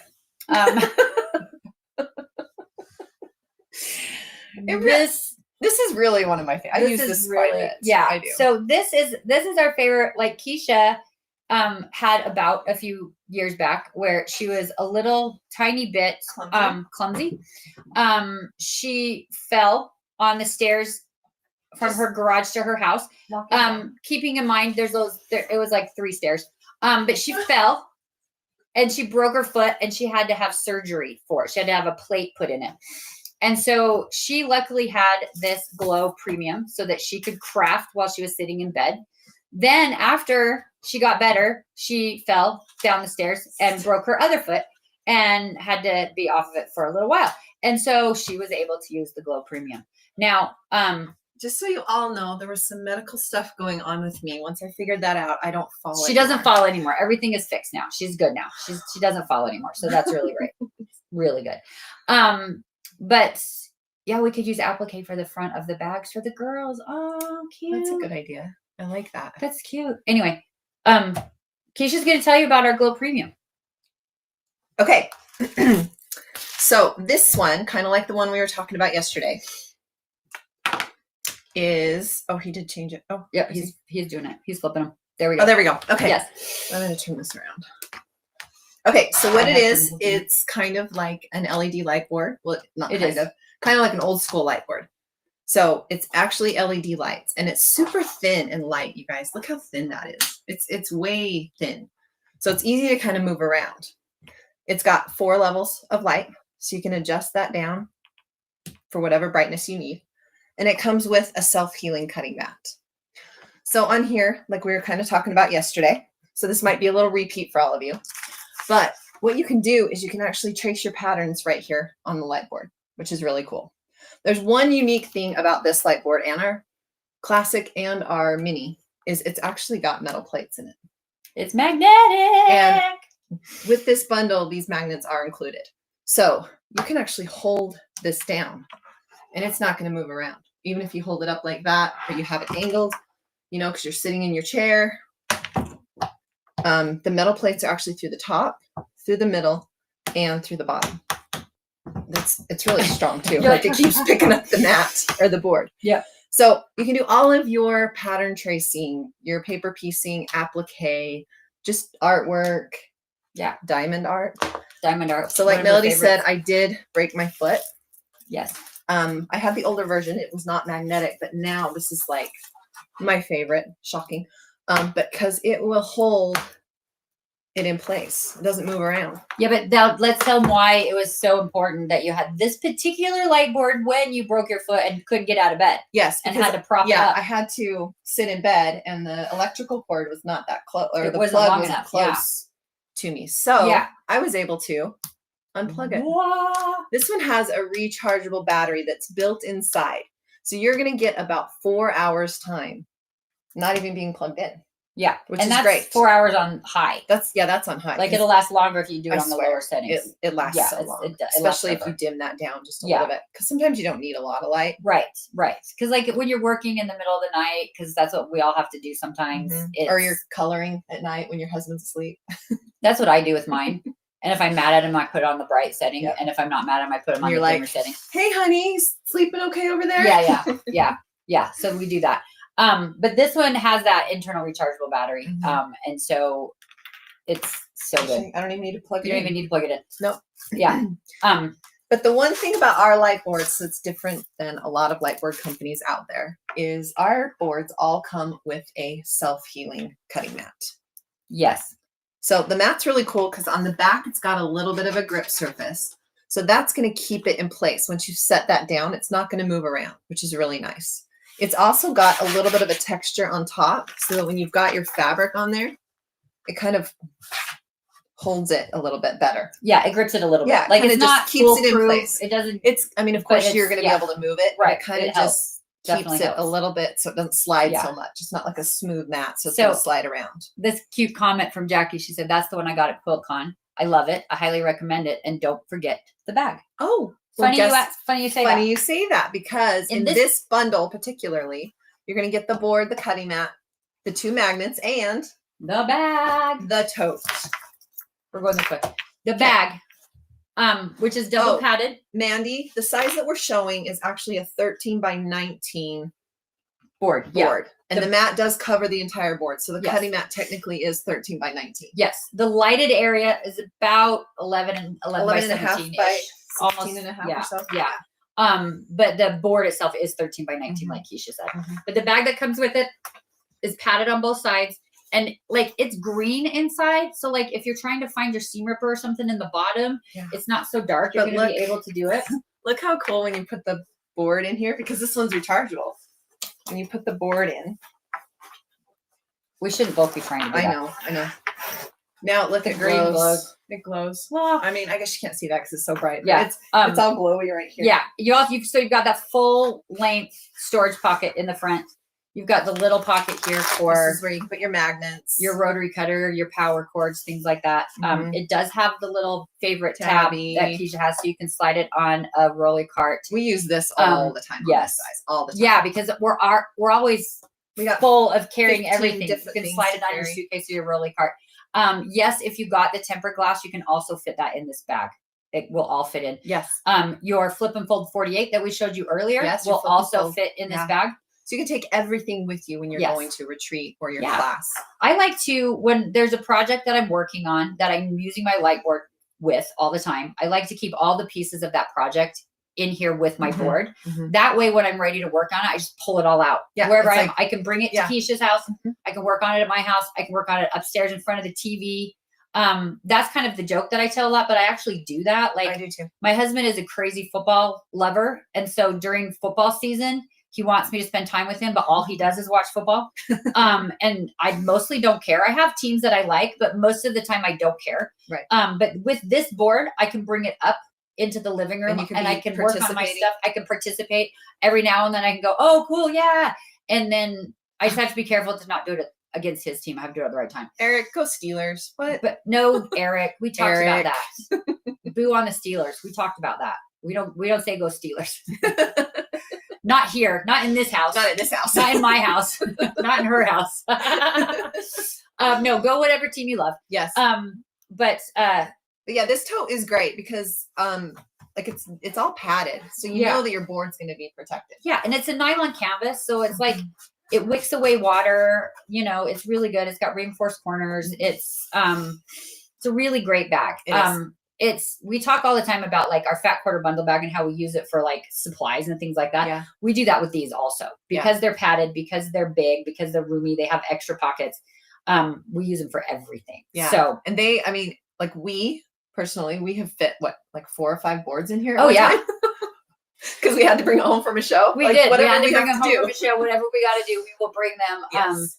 Mandy's pastor is a diehard Steelers fan. Sorry, Mandy. Tell him stop it. Tell him I said go Eagles. Oh, look what Savannah said. Go sports ball. I love that. Go Eagles. Anyway. Go Niners. Anyway. It's fine. We all have, see, that's the thing. We all have our things. It's fine. This collection right here, this bundle is such a great price. Yes. Eric's got the QR code up there on the screen. You're going to get the bag, you're going to get the board, you're going to get the cutting mat, and you're going to get those 2 magnets. Yes. And you can use the code MAR10 to get an extra 10% off of the sale price. Or you can use your VIP coupon code or your elite coupon code on top of the sale price, which is really great because discounts on top of discounts is never a bad thing. We never get mad about that. We're never sad about how many discounts we can get. Okay. So we have a question. We have a question about the sizing. So we have the mini here as well. Keisha has everything in here. I do have everything in here. So this is the premium here. And Keisha's pulling out the mini. Here is the size difference with the mini. So the mini is exactly half the size of the premium. Yes. So I'll turn off the premium so you can see the mini here. There we go. Yes. So this is 10 by 13. Yes. For whoever was asking. Let's see. Janice. Okay. Yes. Yeah. So the thing about our light boards is the mini is 10 by 13. The premium and the classic are the exact same size. They're double the size of the mini. Then the ultra is double the size of the premium and classic. So if you have the biggest one, if you have the ultra, then Mandy. You're cute. If you have the ultra, the premium is about half the size of the ultra, and then the mini is half the size of the premium. Yeah. So they're all great sizes for different reasons. And the flip and folds are the same size too. So the mini flip and fold is this size, and the 48 flip and fold is the big size. Yes. It's the premium and the classic. Yeah. And we have all of those. I mean, they're all on sale throughout the entire event, but we're focusing on all of those today. The flip and folds are available on sale in their bundles, and the premium is as well. And aren't we giving away one of these bundles today too? We weren't. Oh, I thought we now? I don't know. Maybe. I don't know. I thought we were. I have no idea. She's causing trouble. I do cause trouble. She's causing trouble. Eric's like, shall we go rogue? Why not? No, no, not that. I'm so confused right now. Oh my gosh. Okay, guys, so anyway. It's okay. So yeah. We've got all of our bundles on sale. Don't tempt her. Yeah. And you can use those codes. You can use the MAR10 for 10% off. For an additional 10% off, yes. And if you're a VIP, you're going to get that special code. We don't say it out loud because you have to sign up to be a VIP to get that special code. And signing up to be a VIP is free. It's free. You just need to put your email in. Yep. And then you're going to get that extra discount code. And then if you're an elite, you get an even specialer code. So. Specialer code. Yes. You get another discount, an additional discount code. So yes, all of that. And I do want to also mention, because someone mentioned it a little bit while we've been here today, we have monthly challenges. Yes, the mini has to be plugged in. Yes. Oh, and someone's recommending the clear mat, which is not bad. I can show you that too. It's right there on top. See, we do have a clear mat. Now, I will tell you guys a little secret. I don't know if it's much of a secret. We do have one of our affiliates that's kind of told everybody. Thanks, Deb. So we do make a mat that does not have grid lines if you guys are interested in something like that, because sometimes you like to measure with just your ruler lines. This is great for foundation paper piecing, anything like that. So we do have mats available without the grid in the middle. If that's something you guys are interested in, those are available on the website. We do have it for the Ultra as yeah, I well. was We gonna talked say, about that yeah, yesterday. we have it for the Ultra. We have it for the Premium and Classic. We do not yet, wink, wink, yet have it for the Mini. But it's coming. Coming. We I don't know didn't say when. that. I didn't say that. We But don't know it's when. Well, kind of soon. We don't know yet. within the next few months. It's coming. But we During do- 2026. How about that? bless. Yes. Yes. But yeah, so this is an option as well because someone yes, the Yes, that one is out of stock sold right now. It's being made right now at the same time as the Clear Mini. Did you guys hear that? So they will both be back in stock soon. But if you buy a new light board, you get a mat with it. You do. You do. You do. So anyway, I'm 4 behind. I need the clear mat for my. I think that's great. Yeah, I think you should get it. Savannah, Yeah. tell them to give you both because don't you have the Ultra and She has the Ultra. Yeah. Yeah. So Yeah. So I did want to mention our monthly challenges. We have monthly challenges for those of you that don't know. Someone mentioned it a little bit earlier. And each month we just focus on something. Like the January was a traditional quilt block. February was flying geese. March right now is half square triangles. We would love for you all to participate. You can do it in any way you want. You can make one square. You can make a whole quilt. You can make a runner. You can make a border. you can literally try it one time and then just throw it away. You could literally do that. You could also, we had someone like paint flying geese, which was so cute. And then someone did beads. Someone did one beads. of them. I can't remember, Yes, half square with triangles or I the can't- quilt block. with I think the it was quilt the block. quilt block. Yes. Yes. Yes. And we had someone do it out of paper, which is totally fine too. Any of those things. And then there'll be a prize at the end of the month. And in order to participate, in order to enter, Super easy. so many different ways. You can go to our blog post that talks about the monthly challenge. And there is yes, both mats are sold separately. The gridded mat automatically comes with the light boards. And then the clear mat is separate, but we are out of stock on one of the gridded mats right now, but typically you could buy either of them separately. Yes. We put this on though. Oh, well. What do you mean? This one. Don't we have to do it a certain way? No. Oh, because it's clear.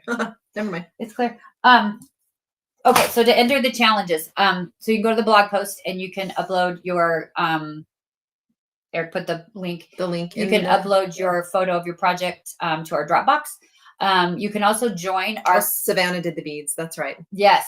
You can also perler beads. That's what it was. Perler Yeah. beads. You can also join our Caterpillar Creations Hub Facebook group. If you aren't a part of that, you guys, that's such a fun group. It's so great. I I love to love see it. everybody's projects in there. If There's you post it in never there, judgment. No. And so many people are encouraging. If you have a question, there's so many of you that answer those questions, it's so great. which is so great. If you post it there, you'll be entered. Or if you just post it on your own social media somewhere and use the hashtag CP challenge, you'll be entered that way as well. Or you Yes. can just email it into support@caterpillar.com. Oh, do you have a Facebook group? Yes, we do. Yes, it's called Caterpillar Creations Hub. Maybe Eric. Eric can put in up a there. link. Eric, are you there? Thank you, Eric. We do, and we have a great time in that. The thing that's so fun about it is we post all of our projects in there and everybody has feedback and positive reinforcement. It's been Yes. amazing. Also, when we're working on projects or products, like we're working on new products, sometimes we'll ask for advice, your opinions. your opinions for Yeah. that, because you guys are the ones using our products. And so we will do that sometimes too. Yeah. So all of that. So join that as well. We would love to see you guys there all the time, anytime. Yes, I concur. But go check out the premium light board. Yes, because you're in that bundle, you're gonna get the premium with the cutting mat. You're gonna get the 2 magnets, and you're also gonna get the tote. There's Yes. the QR code. Eric so graciously put it up on the screen, so Yes. you can scan that QR code and get that, and use all of those discount codes that we've given you. Yes. Whether you're just here for the first time, Yes. use MAR10, and if you're elite, and you're VIP, you have those secret codes. Yes. Yeah. Yeah, we'll chat about all of the products throughout the next few days. If you have a specific question, we're more than happy to answer it at any time. Yeah. Um, Well, and we were talking about the flip and folds before we had So Powerful on, and we're happy to bring those up if anybody has questions or you want us to go over them a little bit more in detail. We're happy to do that. yes, we're happy to answer any questions you guys have. We are here for you. Yes. Because we have about 15 minutes and then we're going to have our next presenters. Yes, I'm so excited for that. I need to put on my pin. Yeah, put on your pin. That'll be so good. This is my pin, you guys. Quilting with Latinas. They're so cute. So excited. Try not to. Oh, I think one of them just added. Here they come. They're starting to come in. Okay. If we were out of the mat, are the codes still good? No. That won't be. But when the mats come back in stock, we'll send out an email. And I'm sure there'll be a coupon code available at that time. Yes. That's what we do. That's what we do. But so you can't pre-order it right now. And really the only reason that I do that, you guys, is because I don't have an exact day I can tell you that they're going to be here. I hate so much to like pre-order something. Mm-hmm. You just right now with the supply chain, we just don't know. Yeah. Anything can happen. Guarantee anything. Any weird thing can stop things from going. And like there was one time where there was like a fire down the road from one of our factories, and that shut everybody down for a while, and things got delayed. And so you just never know what's going to happen. Here's a so great I don't like question. to what can you not do on the light board? That is a very good question. I will say, honestly, the only thing you cannot do directly on the light board is iron. Right. And the other thing though is do not use a permanent marker. Yes. Because it will not come off. Expo markers will come off, but permanent marker will not. Yes. Those are the two things. We won't tell you how we know that. But I think that's the only two things. Because what are and some, don't run it over with a truck because it will not survive. Like they're pretty durable, so they are fall off of the table and they're pretty good. There's a little bit of flexibility in here, so when you're using your rotary blade and you're pressing down, because some of us are heavy-handed pressers. Yeah. So it's not going to crack the board. Yeah. Like at my house, I'll tell you some things that we do with it that isn't typically just quilting, right? My husband's a sketch artist, so he uses it to sketch his designs. Mm-hmm. He bought off online all these little like bodies and hands and feet, and he puts them in weird shapes and like draws them. He has it all over his table. So that's what he uses it for. He also uses it when he paints, because he likes to paint his sketches sometimes. Mm-hmm. And when he's got that light shining through, he can see the outlines. He can see the lines he's trying to hit. He can use a little tiny fine brush, which he really likes. So he uses it then. It's cute. I think he stole your Ultra, right? Because every time I come to your house, he's over there in the corner with his Ultra. He's watching TV and he's painting his little things with his glasses on. He looks so cute. Yes, he did. He did steal my Ultra. Mm-hmm. I build Legos with my grandson on the light boards, because we sit on the floor to build Legos, and when the pieces are in the carpet, I can't tell the difference in what they are without extra light. Mm-hmm. He thinks he has to take it home with him in order to build Legos. And I have to explain to him, no, that stays here. Yeah, because your eyesight is great, Grayson. Like, what do you need the light for? He's 10. He can see just fine. I also, like Keisha mentioned, I have one sitting next to my bed with a little coloring book that I will pull out to try to turn my brain off at night, and I'll color in it. All the lights are off. I can keep it dim if I'm not mad at my husband. Yep. Although he sleeps through anything, like I think it's gonna like wake him up and annoy him, but it never does, because he sleeps through everything. He slept through all the kids. Like he sleeps through anything. But I can use it to color the sheets. And it's right by my bed, and because it doesn't have a cord, I don't have to have a cord on it. I put it back down. When Xander and I got COVID a few years back during that, and you had to quarantine, Xander did his homework on there. Yeah. And then he thought he had to have it for his homework. Because we were just watching like series of movies. We were going through all the series because we just had to sit there, and he had to get his homework done. So I would just hand him the board and he'd sit there and do his homework on the light. It was awesome. Yeah. I think one other thing that you need to make sure not to do is submerge it in water, because if the electrical outlet gets wet, then that's a problem. Yeah, but you can clean it. You can clean it with just about anything. Because it is plexi acrylic. Yep. You just want to keep all the liquid, anything liquid or wet, away from that electrical area. Yes, exactly. Yep. And that's for all of our light boards. Yeah. Eric wants to know, when did the truck testing? Yeah, we don't want to talk about how that happened either. Don't run it over with a truck. Yeah. Moving on. Eric's like, I need a story. Yeah, we don't want to talk about that. We don't want to talk about how things fall off of trucks. Nope. Anyway, yeah. So, mind blown when Corey of Pearson. Linda's long arm. Yes. Oh yeah. Yes. That was really cool. When Corey joined us, go find that video, guys. That was amazing. That was one of our sew along videos when Corey Pearson from Linda's joined. And he uses the Ultra. He uses an Expo marker on the Ultra and he doodles. And then he turned that into his long arm quilting designs. Yeah. He just doodles. And it's so cool how he does that. And then I don't know what he does after he doodles it, but it's very cool. So it's a great tool to have in your house. It's just a great crafting area. Yeah. Because I mean, no matter how many lights you have in the room, you always cause shadows, or your hands cause shadows, or your sewing machine causes a shadow, or whatever. And this, there's no shadows. There's no shadows. There's no shadows. You just get more accuracy when you're cutting out pieces or you're lining things up. Like when you're squaring up a quilt block, you have these grid lines to make sure that you're going to be accurate. Yeah. And the light shines through your ruler so you can really see and get super, super accurate with that. So yes. So many uses, so many great things. So it's an amazing tool for many more things than just quilting. So if you're interested in it, it is on sale. Plus you can use your coupon codes. If you are a VIP, you got a coupon code in your email. If you're an elite, you got a coupon code in your email. Check your spam folders. We've had some issues with that. If you have Gmail, check your promotions folders as well.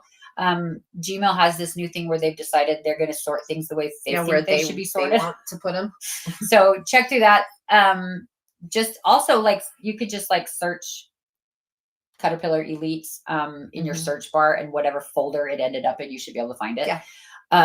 Because we have found that they have been going to spam a little bit throughout this, and we apologize for that, but everyone has different spam filters, and Gmail does that. Is there anybody that would like us to pull up the flip and folds again?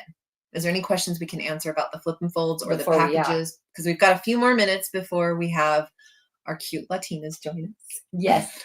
So I just wanted to make sure that we got all the questions answered, or any concerns, or do we want more demos on it? Or let us know. Raise your chair up. Well, I feel like a giant. You are a giant. I don't know. That's better. Okay. A funny story about the Globe Premiums, though, I will tell you. We have good friends of ours that own a store called Twisted Sister in North Carolina. They do a bunch of different shows around the area there. And as they were loading in all of their stuff one show, the power went out in the whole facility. So the entire building power went completely out. Nobody could see anything because those convention centers, they don't have windows. No. There's no light coming in at all. It's just like a big cement block. They turned their Globe Premiums on, and they were the only ones that finished their booth. I know. So they're really great to have if you keep it powered. She'd like to see the small. If you keep it charged, and your power goes out, you can keep crafting. So that is a really good thing for the Globe Premium as well. So okay. So someone asked if they could see the small flip and fold. So this is the size of the mini. So it starts out where your first cutting mat is 8 by 11. Yeah, that's the marked area. Yeah, it's actually 10 by 13. Yes, that's one thing about this cutting mat also that I failed to mention before that is really great is that when you buy a mat that's 24 by 36, generally your measurements are like 22 by 34. These measurements are the measurements we're talking about. The mat is a little bit bigger than that, so it fits those measurements. Correct. You've got your 8.5 by 11 measurements, because the mat is 10 by 13. And the numbers are so big, like you can see those very clearly. I don't even need my glasses for those. Well, that's good because she hates wearing her glasses. I do. So this is the first size that you're going to get with the small one. It's called the 36. It's a flip and fold 36 or mini. Yeah. Then you can fold it out to your second one and see there's a little bump here. So I just need to lift that up and make sure that my puzzle pieces are locked in. And now you've got 11 by 17. Yes. And then you can flip it over again. And this is when you can do your bigger strips. Melody's machine's here this time, so it's a little, but again, see, it's lifting up here. So we just have to make sure that those puzzle pieces are locked in and then it's nice and flat. Yes. And then it will go out to the biggest size, which is 24 by 30, no, 24 by 36. Yep, Yes. 24 by 36. And see, we're not plugged in right there, but all my stuff's in the way. So Yeah, you want to make sure you're on a flat surface. If there's stuff under the mat, it could bump up. There's warnings everywhere to not cut. You can cut Directly. across You can all go of the across. seams and things, but you can't cut directly down them. But we strategically placed them so they're not common measurements that you're going to Right, be using. we did. Yes, and that's very important. We won't talk about Corey and how he cut straight down his. We won't talk about that. In the bundle that you're getting with the Flip and Fold 36, you're going to get the cutting mat. You're going to get the cute little tote that it can fit in. The mini light board will also fit in there. You're also going to get the 6 metal plates, and you're going to get the 2 magnets. So this is the whole package right here. And Eric has been so nice to put the mini travel bundle. That's what we call it, the mini travel bundle. No, that's a different bundle. Oh, that's a different one, Eric.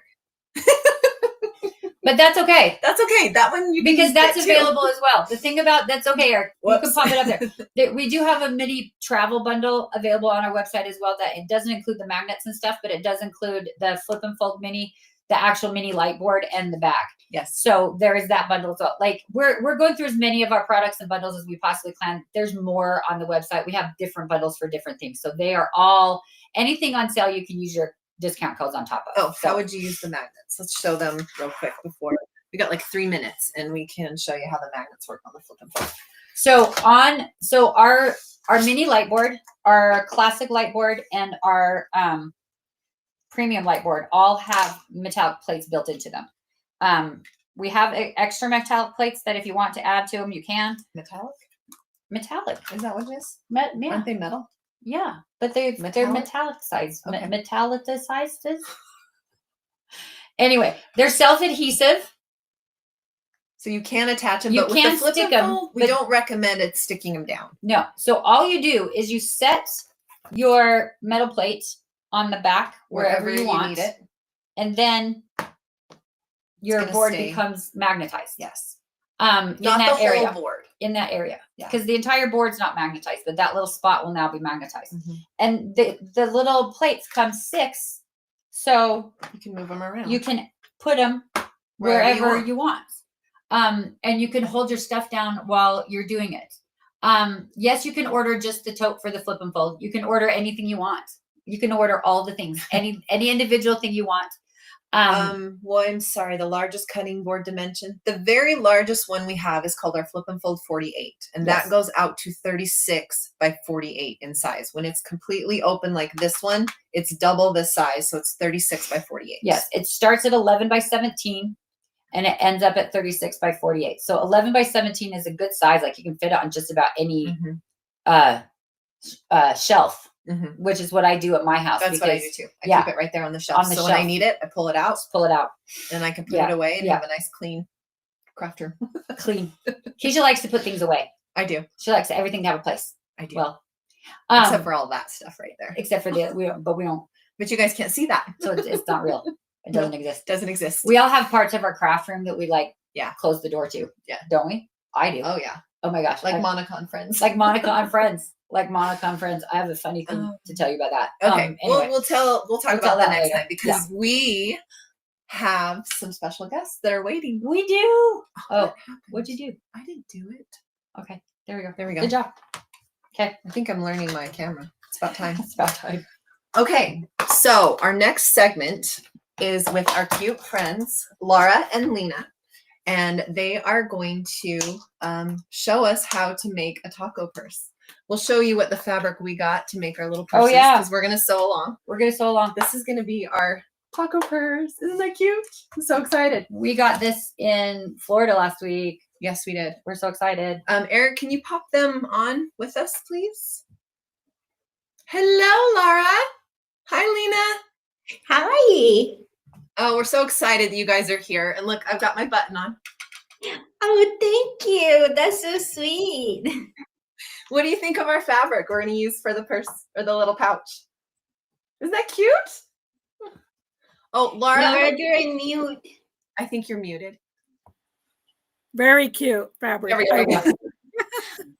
We're very Okay, excited. are you guys ready to get started? Are you all ready to see what our cute Quilting with Latinas have to show us? I think we're ready to go. Great. Okay. Thank Do you you want to guys. start, Laura? And I'll just, one thing that we wanted is that if it would be possible for us to like kind of team tag, and I will translate or Laura will translate depending on how we go, so that way we can also speak in Yes. Spanish a little bit for our we love audience. That's Alright. what I kind of told everybody that you guys are going to do, and I'm excited for that. Okay, awesome. Let's go. Okay, so Laura, if you want to, and I can translate. Ok, hola a todos, bienvenidos a Quilting with Latinas y Caterpillar. Estamos muy emocionadas que nos dieron esta oportunidad de traerles el patrón de la bolsita de Taco Love. Hoy estaremos enseñándoles cómo cortar y coser esta bolsita. Entonces, estamos emocionadas, cosan con nosotros, y si no, déjenlo para después, pero aquí vamos a estar enseñándoles todos. Lina va a estar enseñando paso a paso, así es que estamos muy emocionadas de estar aquí con ustedes. Lina?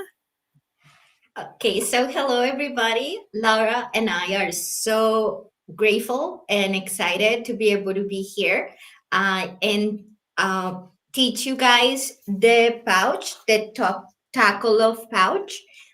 It's a very simple make.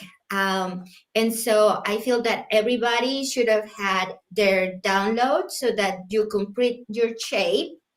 And it has very clear instructions on how to construct it. So you got the half of the paper template that you printed in 2 different pages, and then you just cut on the solid line, right? And then you tape them together so that you can get this shape. I'm gonna put this closer, maybe just make my camera closer to me. We got the same cameras, but we don't know how to work them just yet. So it's not, there we go. And so we have the template, we cut it right on the solid black line, and then I taped the template so that you can get that. So once you have that template prepared, it will be ready for you to kind of like move along with the different steps. But I'm gonna give a little time to Laura to be able to explain it in Spanish. Sí, ok. Espero que ya hayan descargado el patrón. El patrón tiene todas las indicaciones de cómo poner las 2 partes de la plantilla por la línea del centro. Entonces aquí yo le puse un poquito de pegamento y lo pegué, y después recortamos en la línea que está indicada alrededor de nuestro patrón. Así es que este va a ser un patrón de una bolsita muy sencillo para principiantes. Espero que les guste. Okay, so I'm gonna bring, I had it on the floor, so as I have a limited space here. So what the pattern tells you, it tells you exactly the different fabrics to use. It tells you that you need 1 exterior and 1 interior, and the same with the stabilizer that you're going to use. So one thing that I want to explain is that if you are using a directional fabric per se, I don't know where my sample went. Oh my goodness. But anyways, what I'm saying is that I'm gonna make my camera to get closer to me again. I am trying so hard. There we go. So I have this beautiful fabric, right? And this is a directional fabric. In the pattern itself, it tells you that you should cut on the fold. If you don't have a directional fabric, it would look kind of like this, right? So if you fold your fabric in half and you place your template in the fabric, you'll get the whole piece in one shot, and it will make it so much easier. However, not all fabrics are kind of like a scatter, and some do have direction. And so if you want to be able to keep the correct direction of your fabrics, one tip that I always do is that I am going to cut them individually, okay? And I am going to add a 1/2 inch. And I'm going to show you here. I added about a 1/2 inch on the bottom. And what this is going to do is that I'm going to then place them right sides together like this. And then I'm going to sew them together at a 1/2 inch. So that way when I work on my pouch, it's going to look the right way in both sides. Sí, lo que estaba explicando Lina es de que la bolsita, cuando la cortamos de nuestras telas, lo vamos a colocar arriba de la tela y cortar, claro, poner alfileres y recortar la tela con el patrón. En el patrón también nos indica que cuánta tela necesitamos que cortar. Necesitamos cortar una tela exterior y una tela del forro, y también la tela que vayamos a usar, o más bien el fleece o entre tela que queramos usar. Entonces, también si estamos usando una tela direccional, como pueden ver aquí mi tela, mis mariposas todas están hacia arriba. Entonces, si yo lo corto, la parte de atrás las mariposas van a quedar hacia abajo.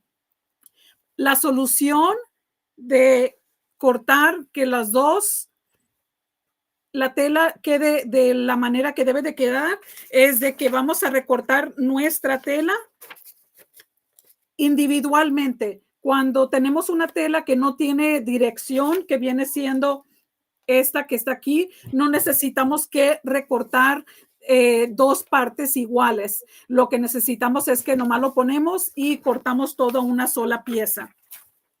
Pero como esta tela tiene direccional, cortamos dos piezas y le vamos a dejar en la parte de abajo media pulgada para cuando lo vayamos a coser.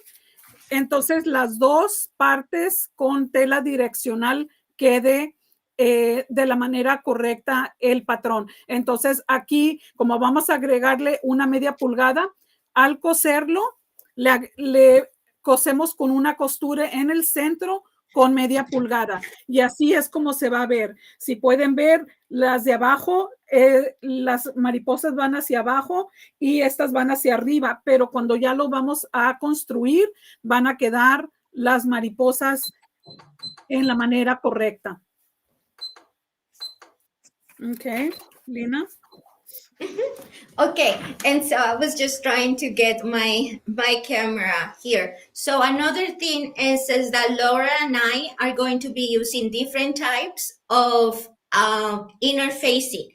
That's another thing that you will need in order to make your pouch. So I like using the foam. So here I have two different kinds, but one that I'm using and I loved using it was this new product that ThermoWeb came out, which is a foam, but one side, it has fusible. So why is this easier? Because you can cut your pieces, right? And then you can just place it right in here, and then you can fuse it with your iron, and that way it doesn't move around you. Sí, lo que está explicando Lina es que ella va a usar un interfase que es de esponja que se llama Versa Foam de ThermoWeb, y ella va a estar usando ese producto. Un lado tiene adhesivo que con la plancha se le pega la tela, entonces queda perfecto porque no se mueve, y al llevarlo a la máquina a coser, todo va a estar junto. Y yo voy a estar usando, que también es un producto de ThermoWeb, que viene siendo el fleece. Y también tiene pegamento, un adhesivo, y también se plancha a mi tela. Entonces, como pueden ver, esta es mi tela y a la parte de atrás yo ya le puse el fleece y se lo planché, y entonces cuando ya lo llevo a la máquina ya está todo como una pieza. Hi, Laura and Lena. Hola. Hi. So Hola. Hello. we have a question from Nettie. She's asking, what's the name of the foam again? And I'm going to translate. ¿Cuál es el nombre de los foams que están utilizando ustedes ahorita? Yo estoy usando el fleece. El Okay, fleece. Ajá. so Laura is using fleece guides that you can find from ThermoWeb. Yes. And then I'm using the Versa foam. Versa. That is a new product that is also for ThermoWeb. So there you have it, guys. So I'm going to back. Sounds good. And I want to talk a little bit, maybe while Lena is ironing, I do a little bit of fussy cutting. And so if you look at this here, I have one. And if you want to do a little bit of fussy cutting, I love the tempered glass with my light table to get my fusible heat and bond light sewable. And then what I do is here's my fabric, and I only need a small piece of the fusible and my fabric.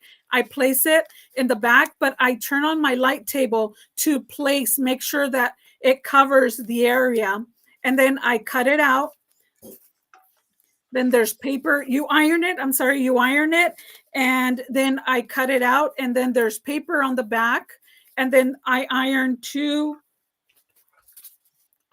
wherever I want to place my fussy cut fabric designs. So that's another way why I love using my light table, because it makes it so easy to be able to place my fusible with my fabric and make sure I have all the fusible all the way around. Entonces, estoy hablando un poquito de este proceso que es de corte preciso de estos diseños. Y lo que uso mi mesa es para cuando corto un pedacito de el fusible de ThermoWeb, de Heat and Bond Light, para que cubra el pedacito de la cara de Frida, yo me gusta usar la mesa para asegurarme que mi pedacito de fusible cubra. Ya cuando lo llevo a la plancha, entonces ya lo recortamos y ya está listo. Le pela uno el papel de aquí y ya lo podemos colocar y planchar donde uno guste. Y luego ya nomás le hago un zigzag alrededor. Entonces, esta es una manera de adornar mi bolsita. Yeah. And here I'm just pressing the fabric that I selected, and I'm fusing it with my iron to the exterior fabric. And so follow the instructions of whatever fusible we're using, the ThermoWeb, but you can use any type of foam. Also, if you have foam but it's not fusible, it doesn't matter. You can lightly quilt your fabric, so that way it kind of stitches to kind of like fuses to your whatever interfacing material you're using. So as you can see now, I have my exterior fabric fused to my foam or interfacing that I'm using. It all depends on the kind of body that you want to give your pouch, because you can use just batting, regular quilting batting, or you can use even thinner materials like oh my goodness, how do you call this? The woven interfacing. If you wanted it to be like super light and fluffy and foldable, or you can use even something that's really strong and like heavy to give it a lot of structure. So what's interesting about the foam is that it's something in between. It gives it really like if you quilt it gives it a lot of dimension of the quilting, especially if you do a lot of dense quilting. into this little into the exterior. And so that's kind of like how you can play with interfacing. Lo que está explicando Lina es que el material que está usando ella, cuando lo pega a su tela, lo plancha. También pueden usar otros tipos de interfaces. Hay muchos diferentes interfaces. Nosotros estamos usando de Thermal Web. El VersaFoam es un producto nuevo. Entonces, pero también hay otro interfase que es más livianito y que hace que tu bolsita no quede con tantas capas, entonces es una bolsita muy ligera. Entonces tenemos muchas opciones de interfaces que podemos usar y eso va a depender en cómo quiere que se vea su bolso. Okay. Awesome. Then once we have our exterior already prepped and we already have cut our exterior, this is the exterior that I'm going to be using. We need the zipper to be able to construct our pouch, right? And so you're going to need either a pre-made zipper or a zipper by the yard, which is this one that I'm going to put myself a little closer right here. If my camera gets closer to me, it's having a hard time reading me. Anyways, so the difference between a pre-made zipper, oh, and I didn't say the measurements. You need at least 20 inches of your zipper so that it kind of goes all around your pouch. And what is different with the zipper by the yard and is that the zipper pulls come independently. All right. And the fun part about the zipper tape and the zipper pull is that they come in so many different colors, and even the teeth of the zipper tape is so much different. So it's a fun thing for you to play with your pouch and give it a little bit more of a wow factor into the pouch. So as here, I'm gonna get myself closer so you can see that the zipper pull is a rose. So, and it matches the color of my zipper teeth, which is black. So that's another thing that it is. And you just have to prep it because it doesn't come with the ends. It doesn't come finished. It doesn't come with the ends of it. You just cut it at the size that you need it. And then you just insert your zipper pull. If you have a lot of practice, some people find inserting the pull in the zipper tape is quite challenging for them. And they do have a bunch of different, like the zipper jack and different tools that can make it easy. You can use a fork. You can use so many different things to be able to insert. I find it really easy. So the normal way I do it is just open up. I open up my zipper tape, as you can see here. See if my camera actually wants to listen to me. No. Oh, there we go. So, well, it didn't. And so now I opened it, and the zipper pull, I'm going to try that again. The zipper pull kind of has like a round area, and that's the area that we're going to use to insert the teeth of it. So I mostly just kind of insert one side just a little bit to kind of be able to hold it. And then I kind of fold this and insert it in there. Then I try to kind of even those out so that I get a really good way, and that is kind of like as even as I can get it right there, as you can see. And that's how we use that. Somebody's asking what brand of zipper tape. This one I got out of, it's a really small business. It's called moremeknow.com. And I do love the quality of their zippers. I use them a lot. but also we use a lot of the Sally Tomato zippers and Sally Tomato zipper pulls, as well as Laura is right there showing that she has the black and pink. And so, and that's the Tulip Pink edition, or the collaboration that they have with them. So that's a little bit of what the zipper tape. I'm gonna let Laura just kind of translate that into Spanish so that she has time to work on that too. Lo que estamos hablando de los cierres. Ahora, hay muchos tipos de cierres. Para la bolsita esta vamos a necesitar 20 pulgadas o un cierre de 20 pulgadas si ya está hecho. Ahora, muchos cierres vienen por yarda. Este es el material, los cierres que estoy usando de la marca Sally Tomato, que vienen también con la jaladera, y vienen varias jaladeras y uno corta a la medida que uno use. Ahora, ¿cómo poner el cierre a la cabeza del cierre al cierre? Hay muchos, ¿qué serán?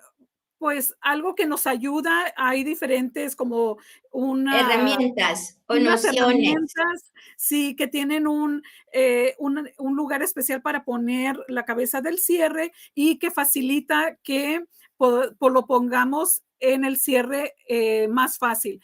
Pero para mí el secreto es de que, si podemos ver aquí, el cierre tiene la parte, a ver si se puede ver, plana y luego redondeada. En la parte redondeada es donde vamos a colocar cuando abrimos el cierre, y queremos que entre en una como 45 grados. Si pueden ver cómo estoy poniéndolo, y entonces eso ya facilita que entre. Entonces lo tengo que poner en la mesa para jalarle, y entonces ya queda así cuando ya le jala, y así es como entra. Ahora, si no les gustó cómo lo colocaron aquí abajo, muchas veces no queda igual, nomás le recortamos, no importa. Y lo que necesitamos es nomás 20 pulgadas para esta bolsita. Ahora, si quieren ponerle doble jaladera para que se abra de las dos maneras, pues nomás le ponemos otro cierre del otro lado. Entonces, pero así es como se debe de ver nuestro cierre. Perfecto. Thank you so much, Laura. And so now that we have our zipper prepared with the zipper pull, one tip that I always give is that now you want to know what is the right side of the zipper, and it all depends on preferences.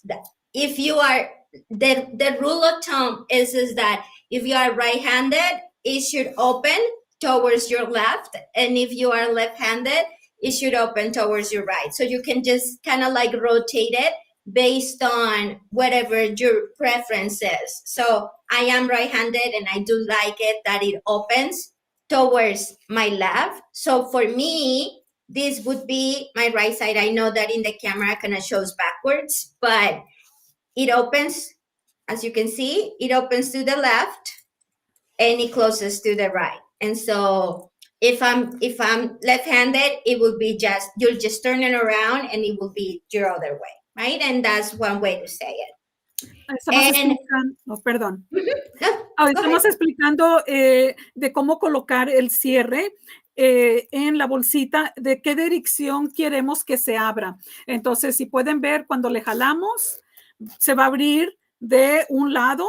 Pero si en la bolsa no queremos que se coloque y lo queremos en el lado derecho o en el lado izquierdo, entonces volteamos, y así de sencillo es cómo colocar, dependiendo si es de mano derecha que quiere que se abra el cierre o de la mano izquierda. Entonces nomás es muy sencillo, se voltea hacia la dirección de cómo ustedes quieren colocar la abertura del cierre.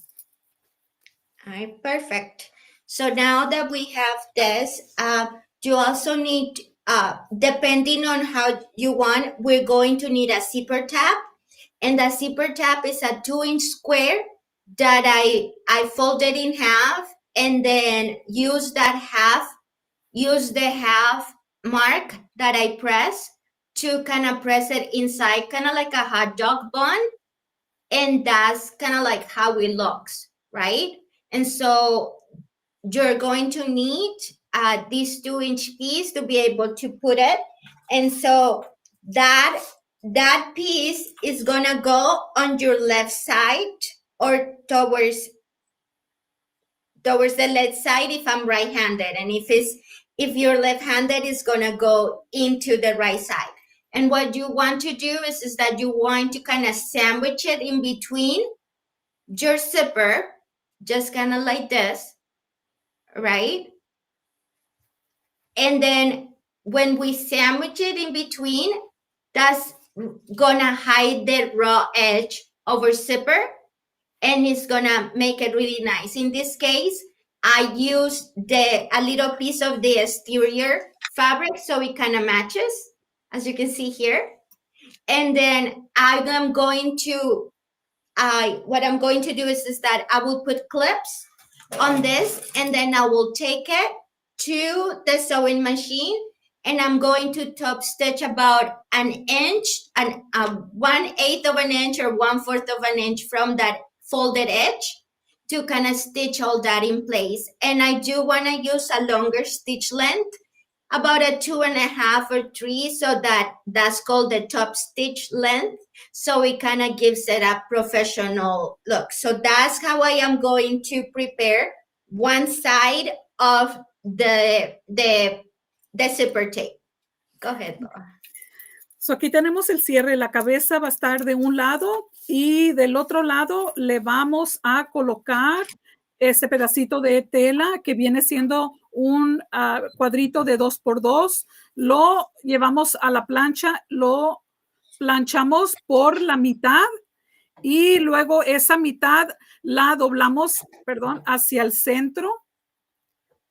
Planchamos y luego cerramos. Entonces queda así este pedacito que es lo que cierra la costura o las orillas crudas del cierre. Entonces, así es como lo queremos colocar en el lado contrario de donde está la cabeza. Ahora, lo llevamos a la máquina. Vamos a usar 1/4 de pulgada de margen de costura o 1/8, lo que prefieran. Y vamos a alargar las puntadas, más o menos entre un 2.5 a 3 para que pueda la máquina coser bien.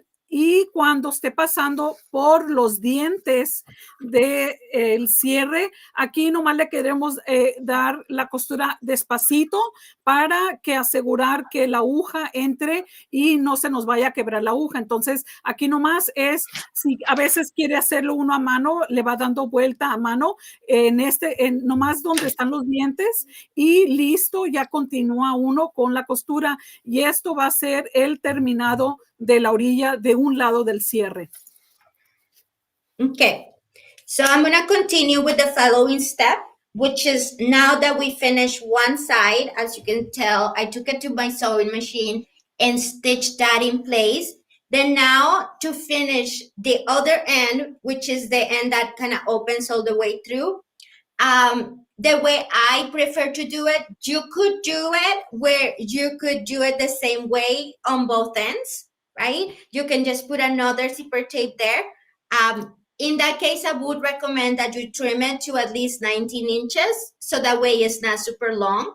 But the reason why I cut it at 20, or I suggest to cut it at 20, is because now we're gonna finish this end. And what I did is that I marked, I'm gonna make my camera come here closer to me. There we go. And then I marked, I don't know if you can see, I marked a 1 inch from the top part to down the zipper tape, right?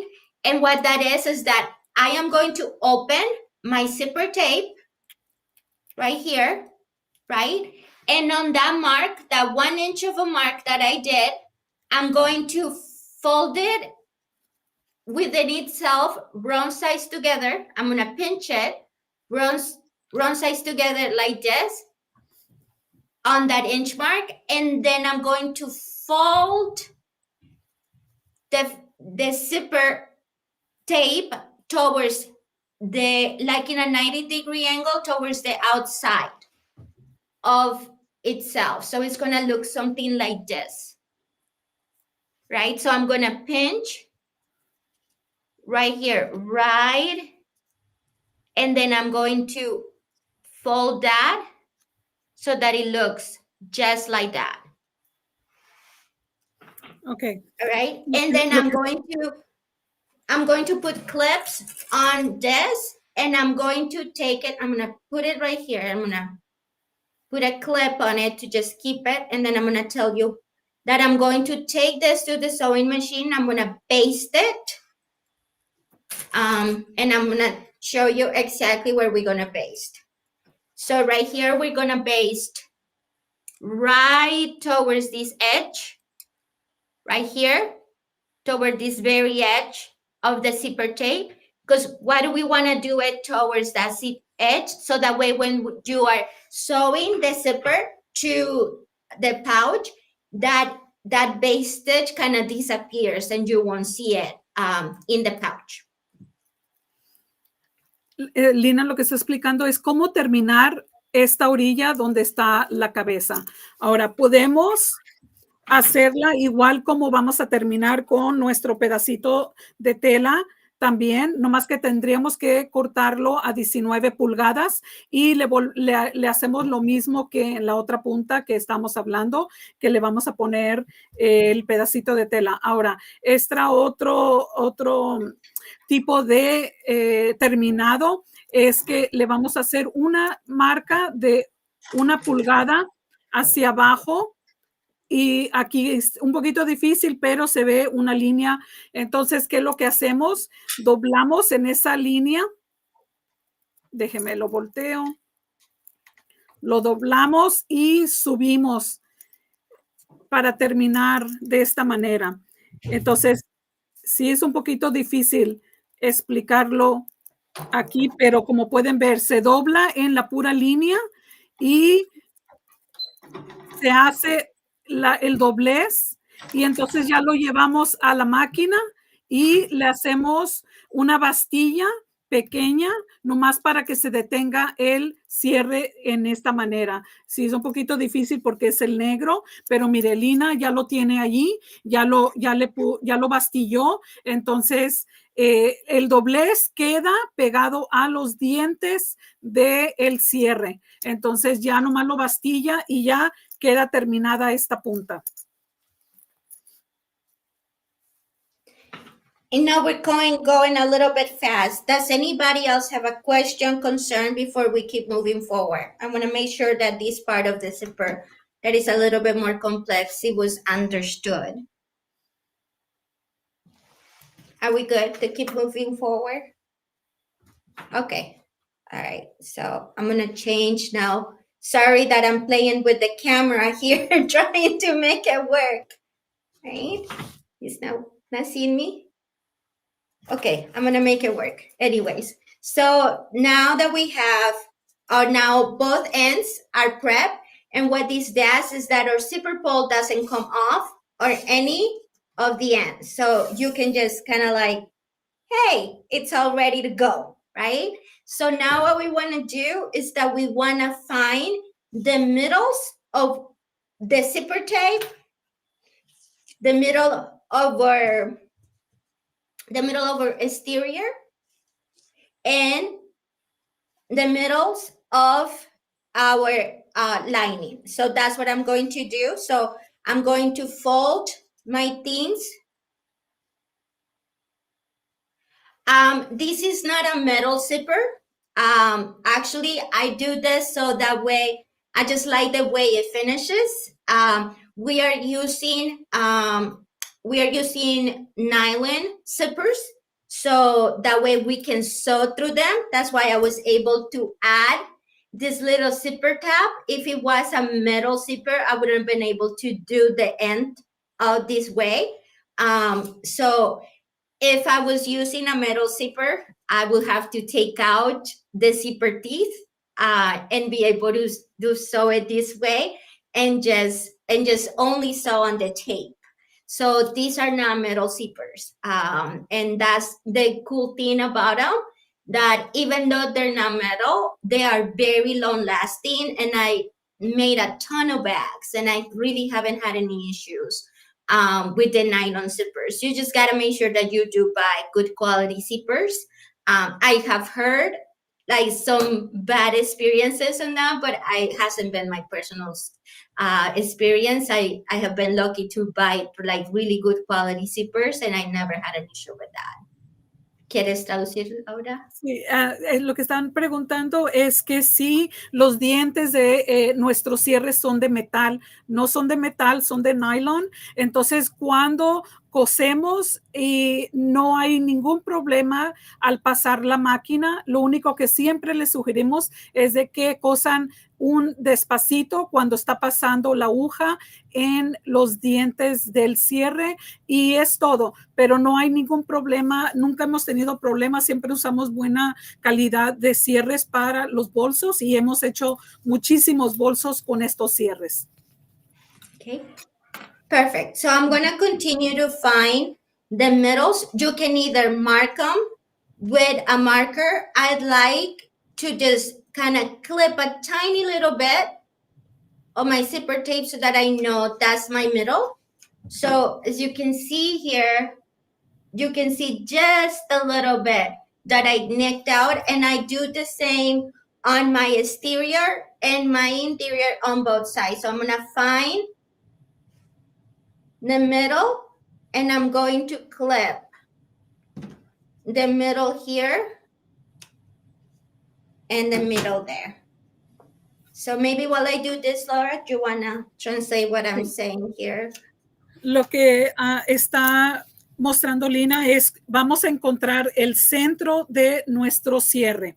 Entonces, Lina le hace un pequeño corte en el cierre y yo le hago una pequeña marca. Entonces, es lo mismo, pero yo lo que hago es que nomás le hago una marca con mi lápiz, y vamos a hacer lo mismo con, yo estoy usando aquí un tipo de producto que es impermeable, un material para el forro. Entonces vamos a hacer lo mismo. Vamos a buscar el centro, y entonces yo aquí lo que hago, yo lo marco mi centro con una pequeña línea. Ahora, Lina le hizo una pequeña, un pequeño corte con la tijera. De esta manera. Entonces, esto asegura que lo hacemos de los dos lados, y es como encontramos el centro de nuestra tela. Entonces, de esta manera, y ya, ¿qué quiere decir? A todo le vamos a hacer el centro, doblar,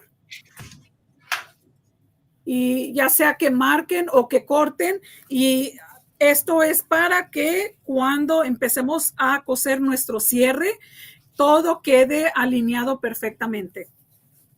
Okay. And the next step, I guess it all depends on preference, right? Another thing that you can do is that you can base the zipper to the exterior, and there's different ways that you can do it. You can use double-sided tape that you can put on the very edge of your zipper tape, and then you find your middles and you kind of press that down, and that helps you to kind of keep things together. However, I prefer not to use anything. So what I do is that I find, and I'm going to show it this way, I find the middle of my exterior and my zipper, and I clip right here on the top to make sure that when I go all the way around it, I am keeping my center nice and firm. So Laura, do you want to keep going while I do this? Ok, lo que está explicando Lina, y es que el cierre, en la parte del cierre yo le hice la marca, pero también para colocarlo directamente a la parte exterior de nuestro bolso y vamos a poner los lados derechos del cierre con el lado derecho de nuestra tela y buscamos el centro y yo aquí tengo una marca en los dos, en el cierre y en mi tela y entonces colocamos clips para luego llevarlo a la máquina a bastillar. Otro producto que podemos usar que es un tape que es para cierre y este tape Cinta adhesiva. Cinta, sí. Es que yo bilingüe totalmente y a veces unas palabras no me las sé, pero gracias Lina, porque creciendo aquí en Estados Unidos hay muchas palabras que son Spanglish. Pero esta cinta se la pegamos y ¿qué es lo que pasa? Nos va a ayudar y es muy fácil porque en vez de usar clips, le quitamos el papelito y como pueden ver, queda la cinta pegada a la orilla del cierre y entonces esto facilita muy fácil que se pegue a la tela de nuestro bolso y entonces ya así lo llevamos y ya no se va a mover y no necesitamos usar clips. Okay, so the way I do it, just that's because that's how I prefer it. I clip it first and it's nice as you can see. I used a lot of clips to do it. Then now what I'm going to do is that I'm going to place the exterior right sides together with the exterior. Then now I'm just going to align them. I'm going to move my zipper pull a little bit out of the way. And then now I'm just going to use those same clips. I'm going to make sure that my lining is even with my exterior. Then I'm going to be using those same clips as you see here. And then I'm just going to attach my lining and the zipper tape gets there in between. It's like a sandwich. I'm creating a sandwich. The zipper is right in between those layers. Ok, aquí lo que está explicando Lina es que ya le pusimos clips a todo alrededor del cierre, lados derechos hacia la tela el exterior de nuestro bolso. Ahora, ¿qué es lo que vamos a hacer? Vamos a tomar el forro y lo vamos a colocar lados derechos con lado derecho de la tela del exterior y donde le hicimos la marca, aquí lo vamos a unir, le quitamos el clip y lo empezamos a colocar y vamos a tener las tres capas que viene siendo el forro, el cierre y la tela exterior. Entonces vamos a guiarnos con la orilla de el diseño de la bolsa. Entonces aquí ya lo estoy pegando. Entonces como pueden ver ya quedó, este es el exterior, el forro y en medio va quedando el cierre.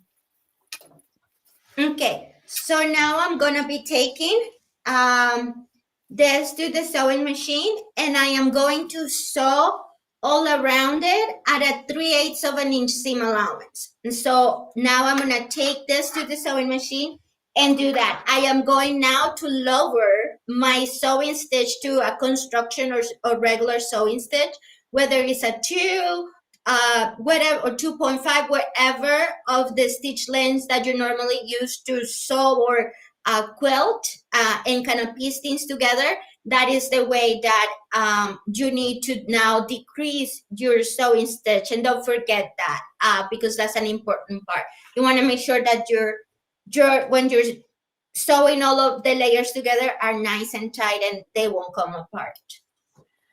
Okay. Cuando lo lleva Lina a la máquina, le va a hacer 3/8 de costura, de margen de costura en la orilla, usando la orilla como el guía para medir los 3/8. Entonces, también aquí queremos reducir un poquito la puntada de la máquina para que ayude con lo redondeado de nuestro bolso. Entonces, ya nomás lo está cosiendo Lina todo en la orilla y eso va a terminar un lado del bolso. So as you can see here, I'm just going to be sewing it all around it. And I'm going to go really slow because there's certain things where it's going to kind of stop itself. I did change my foot to a zipper foot to make my process much easier. But you could also move your zipper ball around when you get close to it, so that way it's easier. So I'm just going all around it. I'm using a stiletto kind of to be my hand and just kind of keeping all that together and making it easier for me to just sew all around it. Lo que está diciendo Lina es que ella le está dando despacio toda la costura alrededor, tomando el tiempo de que esté cosiendo el cierre, el forro y la tela exterior, y va quitando poco a poquito, va quitando los clips a como va moviendo la costura, y eso ayuda de que todo quede alineado bien como debe de ser.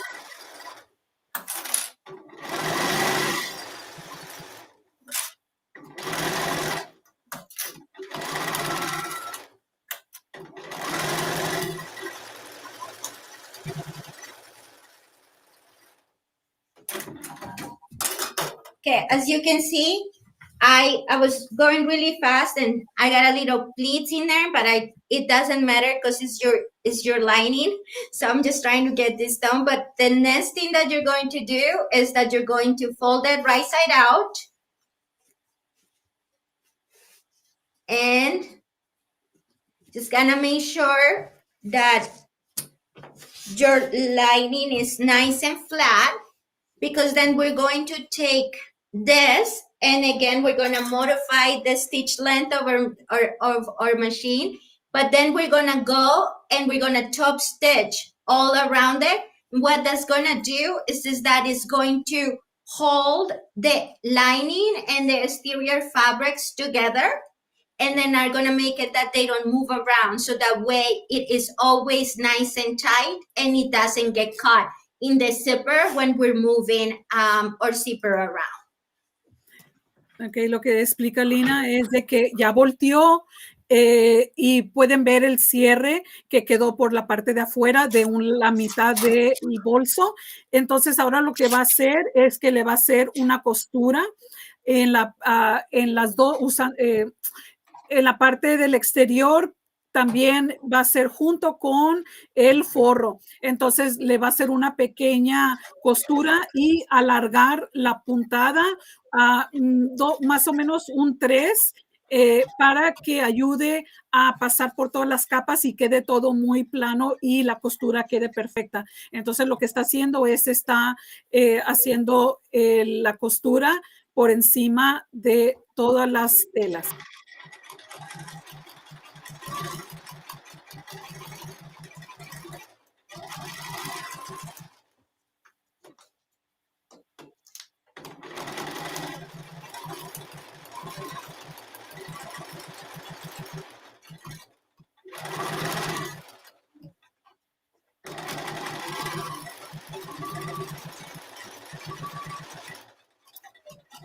Esta es la puntada. This is the stitch that she's doing, and that'll hold everything together. Esto es la puntada que está haciendo Lina ahorita, que eso es lo que va a detener todo para que la tela no se mueva al abrirlo.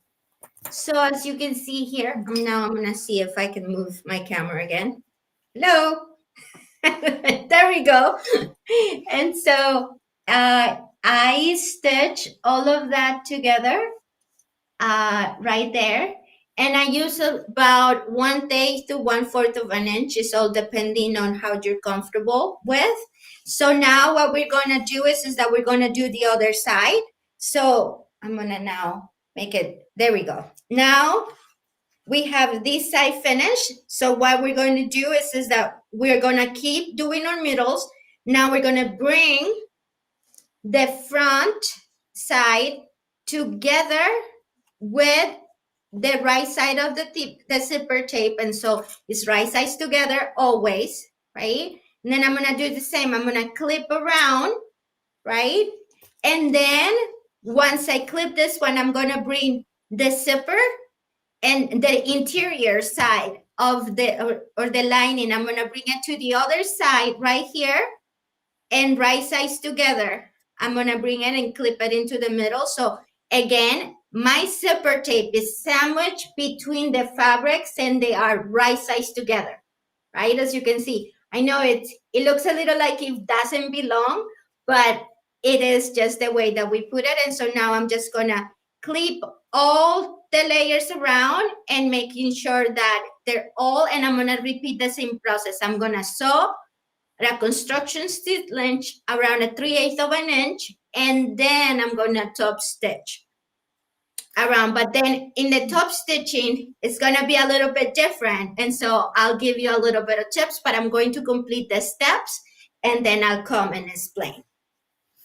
Lo que hizo Lina, como vieron, es de que puso los lados derecho, levantó el lado derecho de la tela exterior hacia el cierre y luego agarró los clips y lo empezó a ponerle clips igual como en el primer paso, y luego agarró el forro y lo llevó al centro, y igual le quitó el clip del centro y agarró las tres capas que viene siendo el exterior, el forro y el cierre. Y eso es lo que está haciendo ahorita, que le está poniendo los clips a todas las tres capas para terminar el otro lado. Y vamos a hacer el mismo proceso, llevarlo a la máquina y hacer una costura de 3/8 en la orilla de la bolsa, igual como en el primer paso, y lo abrimos.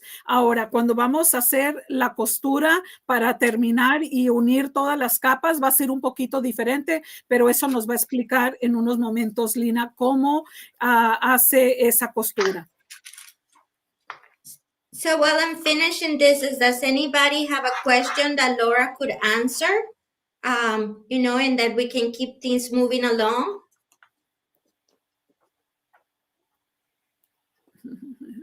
Yay, I'm glad that you're learning Spanish with us. Nos da gusto que están aprendiendo español.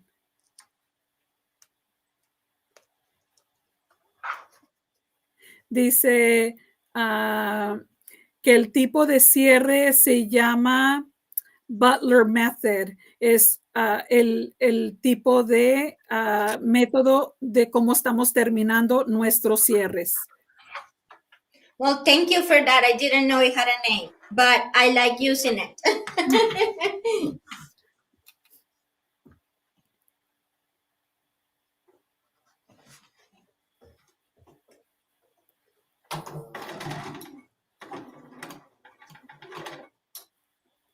Sí, lo que están diciendo es de que los cierres les encanta usarlos porque es muy fácil para coser y la máquina los cose y no hay ningún problema. En los comentarios es lo que nos están poniendo.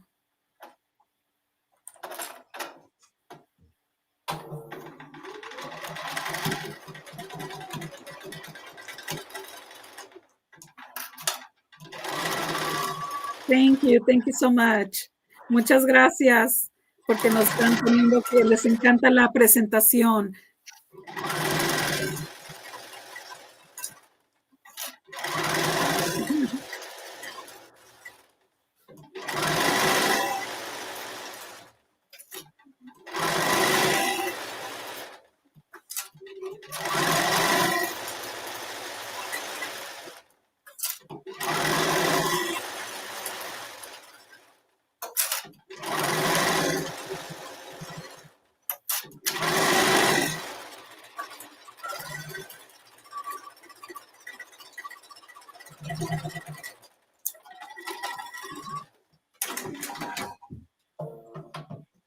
Okay, so now that I have sewn all of that together, you think, oh my goodness, how am I going to bring that out? So another is that we have, oh, did I open the zipper a little bit? I think I did, yes. So in this side where we have opened up a little bit, the zipper tape, you can just kind of pull this. You're gonna have to work it. Also, this will make it easier or harder depending on the kind of interfacing that you use.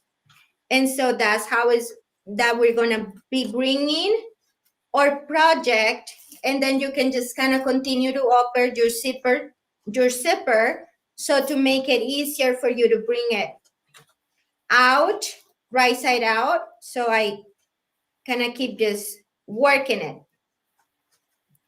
There's no easier way of birthing a bag. That's kind of like the way that you call it. Lo que está haciendo Lina es que ahora, por un lado, de la abertura de la parte de abajo de la bolsa, entonces lo empieza uno a voltear hacia los lados derecho. Entonces eso es lo que hizo Lina ya, la volteó y poco a poquito para que vaya saliendo despacito y que no se revienten ninguna de las costuras, y dependiendo de qué interfacen usen, va a ser a veces un poquito más fácil, un poquito más difícil, pero con paciencia lo van a poder voltear. Okay, so now that we've done this, we got to make sure that we actually do the top stitching on the other side. So what I'm doing is that I'm putting my outside in kind of like in the inside of itself, because then I am going to start on why is it a little bit more challenging, because we have the zipper pull on the side of the project. So what I'm going to do, oh, and I think my fabric got cut because there we go. And so what I'm going to do is I'm going to insert this side of my project right under the presser foot of my machine. So I slide it under the presser foot of my machine. Then, because as again, you want to be using the zipper foot of your machine, so that way it kind of gets out of the way. And then I'm going to just kind of work it in there, and I am going to start stitching all around, and I'm going to increase my stitch length. And then I'm just going to go all around it, and I'm going to make sure that I'm catching my layers and kind of flattening things around, and kind of go all the way around it. So I'm just going to keep going and doing this. And I am working this way, so it's easier to just kind of top stitch all of your fabrics together.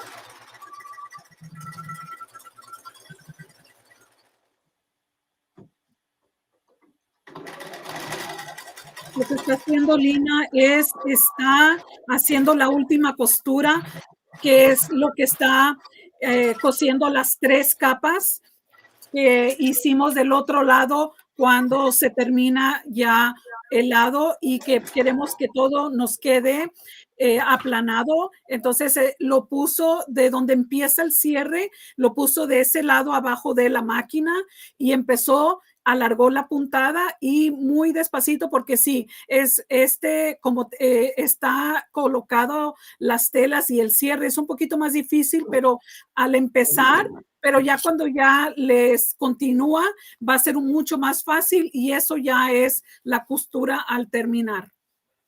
Okay, so another thing that you're going to need, and I'm going to be using the exterior, the lining fabric for it, is that you need to cut a 2.5 by around 16 to 18 inches. And then you're going to fold it just like how we did on the other side. It's like a hot dog style.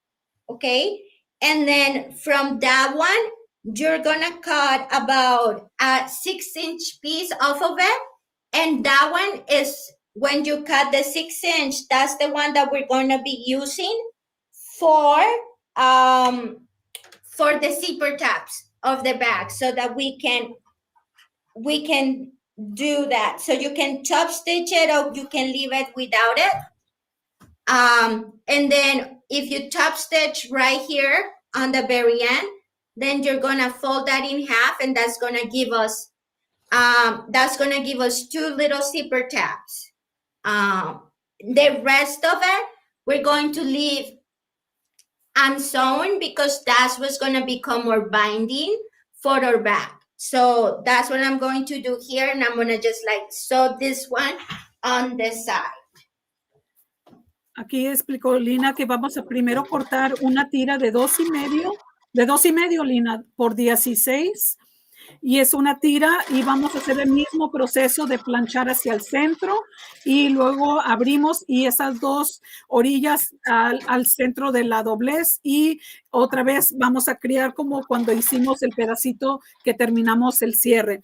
Y entonces vamos a cortarle 6 pulgadas a esa tira, porque vamos a usar 2 para crear 2 pedacitos que lo llevamos a la máquina y le hacemos la costura a los 2 lados, lo doblamos y ocupamos 2 porque estaba en la parte de abajo para la parte de abajo del cierre de nuestro bolso. Entonces, eso es lo que está haciendo ahorita Lina, está haciendo estas ¿cómo se le pueden decir en español, Lina? Estos chaps.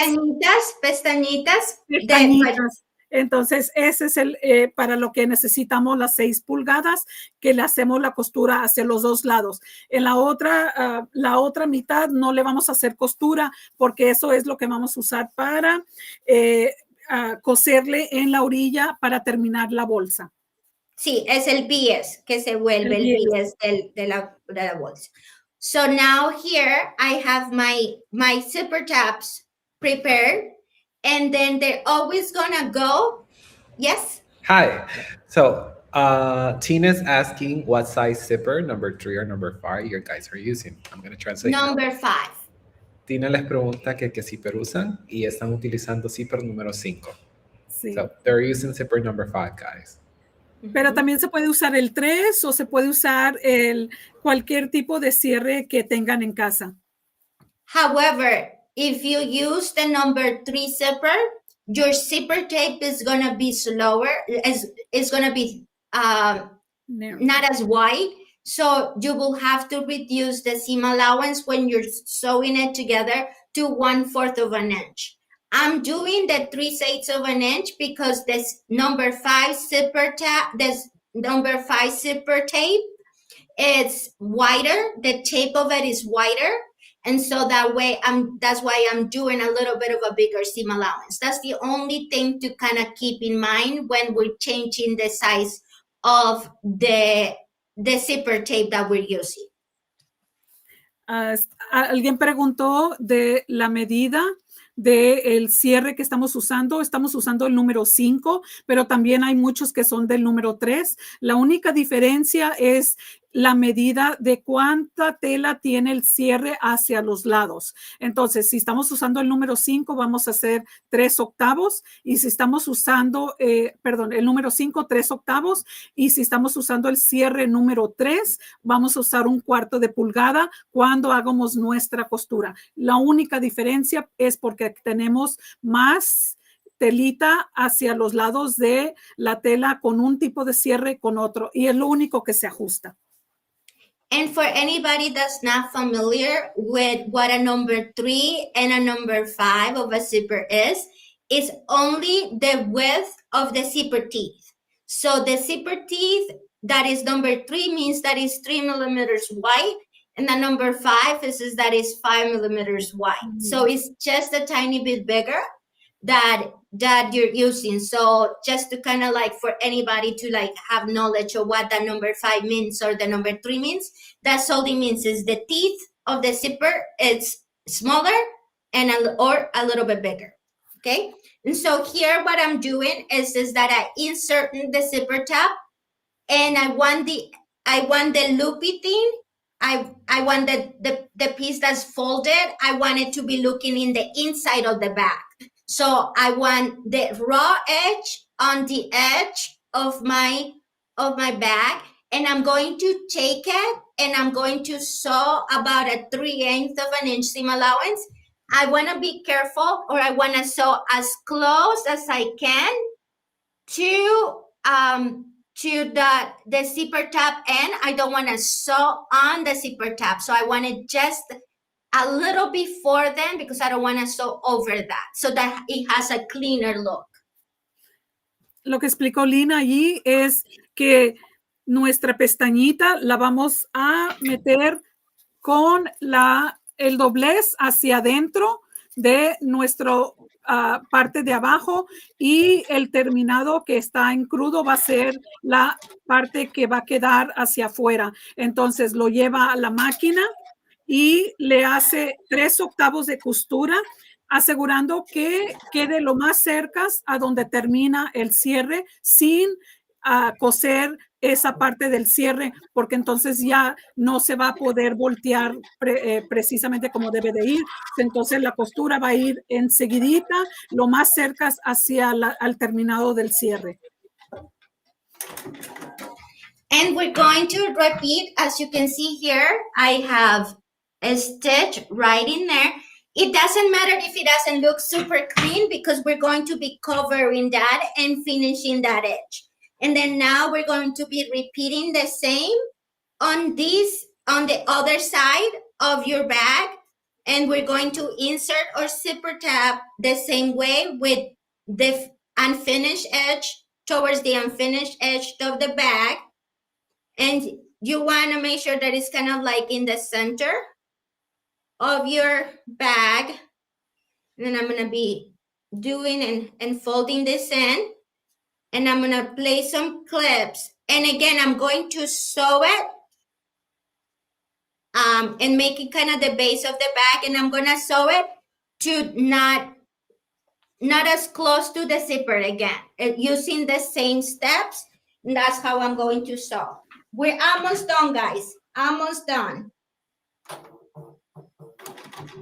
Lo que explicó Lina ahí es igual. Vamos a hacer el mismo proceso de la pestañita. Lo vamos a colocar del otro lado, igual en la misma manera, con el doblez hacia adentro y la orilla que no está terminada hacia afuera, asegurando que la costura no esté lo más pegado hacia el cierre, sin coser el cierre. And so now, because I know that I have my binding here, and I know that my X is a little bit more extra of what my binding can cover. So I'm just going to trim it a little bit. So like leave the sewing edge for about 1/8 of an inch seam allowance. You just kind of want to like make it a little bit cleaner, right? And then we're going to just add our binding to our bag. And I just kind of like eyeball it. I don't measure it. I just make sure that it kind of covers. I leave a little extra on both ends, because then I want to fold the binding inside, so that way I don't leave any raw edges. So I'm going to refold my binding, and then I'm going to start on that corner. Make sure that I cover all of my raw edges. And then I'm going to do the same on my other side. And then fold, and then put it in here. And then that makes sure that I have all the raw edges covered. A little trick that I use to just, because some people get kind of like intimidated by binding. So the trick is that you want to make sure that you catch both sides of the binding. So one thing that you can do is that you can do like a first stitch right in the middle of your binding. And then if you want to make it, you can make another one closer to the edge. But what this prevents is that you have to like go in multiple times, because you're not catching the back. So that way You put one in the center, make sure that all of it is covered. And then if you don't like the little edge that kind of creates, you can go back and just do a stitch that is closer. And that's how we will finish both ends. Aquí está terminando Lina con un bies. El pedacito no lo mide, nomás lo pone a un lado de su pedacito de la orilla de la bolsa, le corta las orillas, las mete hacia adentro, las desdobla y luego las mete hacia adentro y vuelve a doblar. Entonces lo pone en la pura orilla, como enseñó ella. A ver, yo más o menos lo voy a hacer aquí con otro pedazo. Lo dobló y entonces esto es lo que crea el bias, que va a cerrar la parte de abajo, y ella pueden bastillarlo con una costura en el centro y luego ya asegurar que tapó las dos partes de la orilla de la bolsa, pero también le recortó lo más cerca hacia la costura, como más o menos de 1/8 de pulgada de la orilla, para asegurar que el bies tape toda esa costura que no está terminada, y así es como se termina nuestra bolsita. Y mira qué linda And quedó. so for time's sake, I'm not going to finish the binding. And then I was not going as slow and I broke my needle on my machine. So now I have to change it. And so, but now you can see here, that's how we finish your bag. And we're just gonna push the corners out. And I mean, you can make so many of this so quickly once you get all the different techniques going, and you can batch sew them together for Christmas presents, for whatever activity you would like it. And it's a beautiful size. It opens quite wide and you can put so much in it. And it's just a very simple process to make. You guys are so cute and you're so amazing. And look, we're trying. Look, we're trying. We're getting there. We're Yay!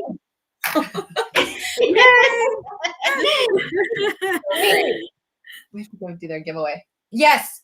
We gotta wrap we want you guys to be here all day, but Yeah. we've gotta wrap it all up here and Yeah. move to our next one. But this has been so cute. This has been so amazing. So great.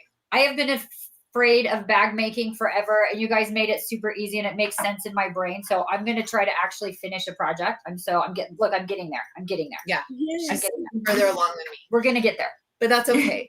So everyone, Lena and Laura have been so gracious to donate a beautiful prize. There's to our prize win. pack right Look at there. that. And this is for our VIPs, correct? Yes. Yep. So anyone who Yep. signed up to be a VIP is going to be entered in to win this. And we have drawn Our a winner. Our winner is I don't know if Eric has it to put on or not, but it's Daphne Gilbert from Madison, Alabama. Yay! Yay, Daphne. We are going to reach out to you to get your mailing address, and we will pass it along, and we'll make sure we'll make sure that your prize gets shipped off Yeah. to you. and in our blog, we do have a discount code that they have Yes. added for their website. For their website. And remind me your website, Laura or Lena. Sorry. Yes, it's quiltingwithlatinas.com. Okay. Yes. And that will be a percentage, a 15% off of all our patterns. And all our patterns are bilingual in English and in Spanish. That's so great. Yes, that's so great. So 15% off of any of their patterns there. You guys also were kind enough to extend an offer for quilting services, right? Yes. Yes. That is on our blog as well. So you can go check that out if you're looking for that. Now I have someone to send my quilt tops to. Yep. I'm so excited. I'm feeling Yes. pretty good about my quilt tops. I'm scared to quilt the bigger ones. So Yeah. I'm excited for that possibility as well. So Yes. you guys, thank you. Thank you so much. So very much for joining us. We And appreciate you so much. Everyone, they will be back for a little after party at 2:30 Mountain Time for the Elite Yes. Zoom call. Yes. So if you have Awesome. questions, think of them, and we will ask you guys questions then. Yes. Absolutely. Adios. Gracias. Bye, everybody. Yes. Thank you so much. Bye-bye. Thank you. Bye.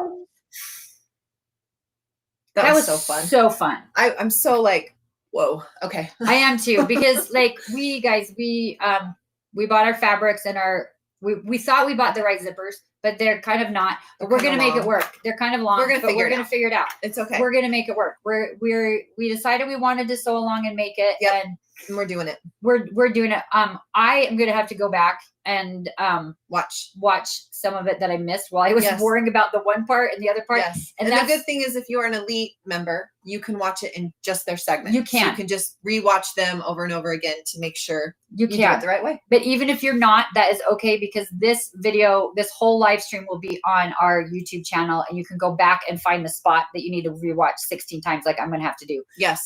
in order to finish this. But we're getting there. Okay.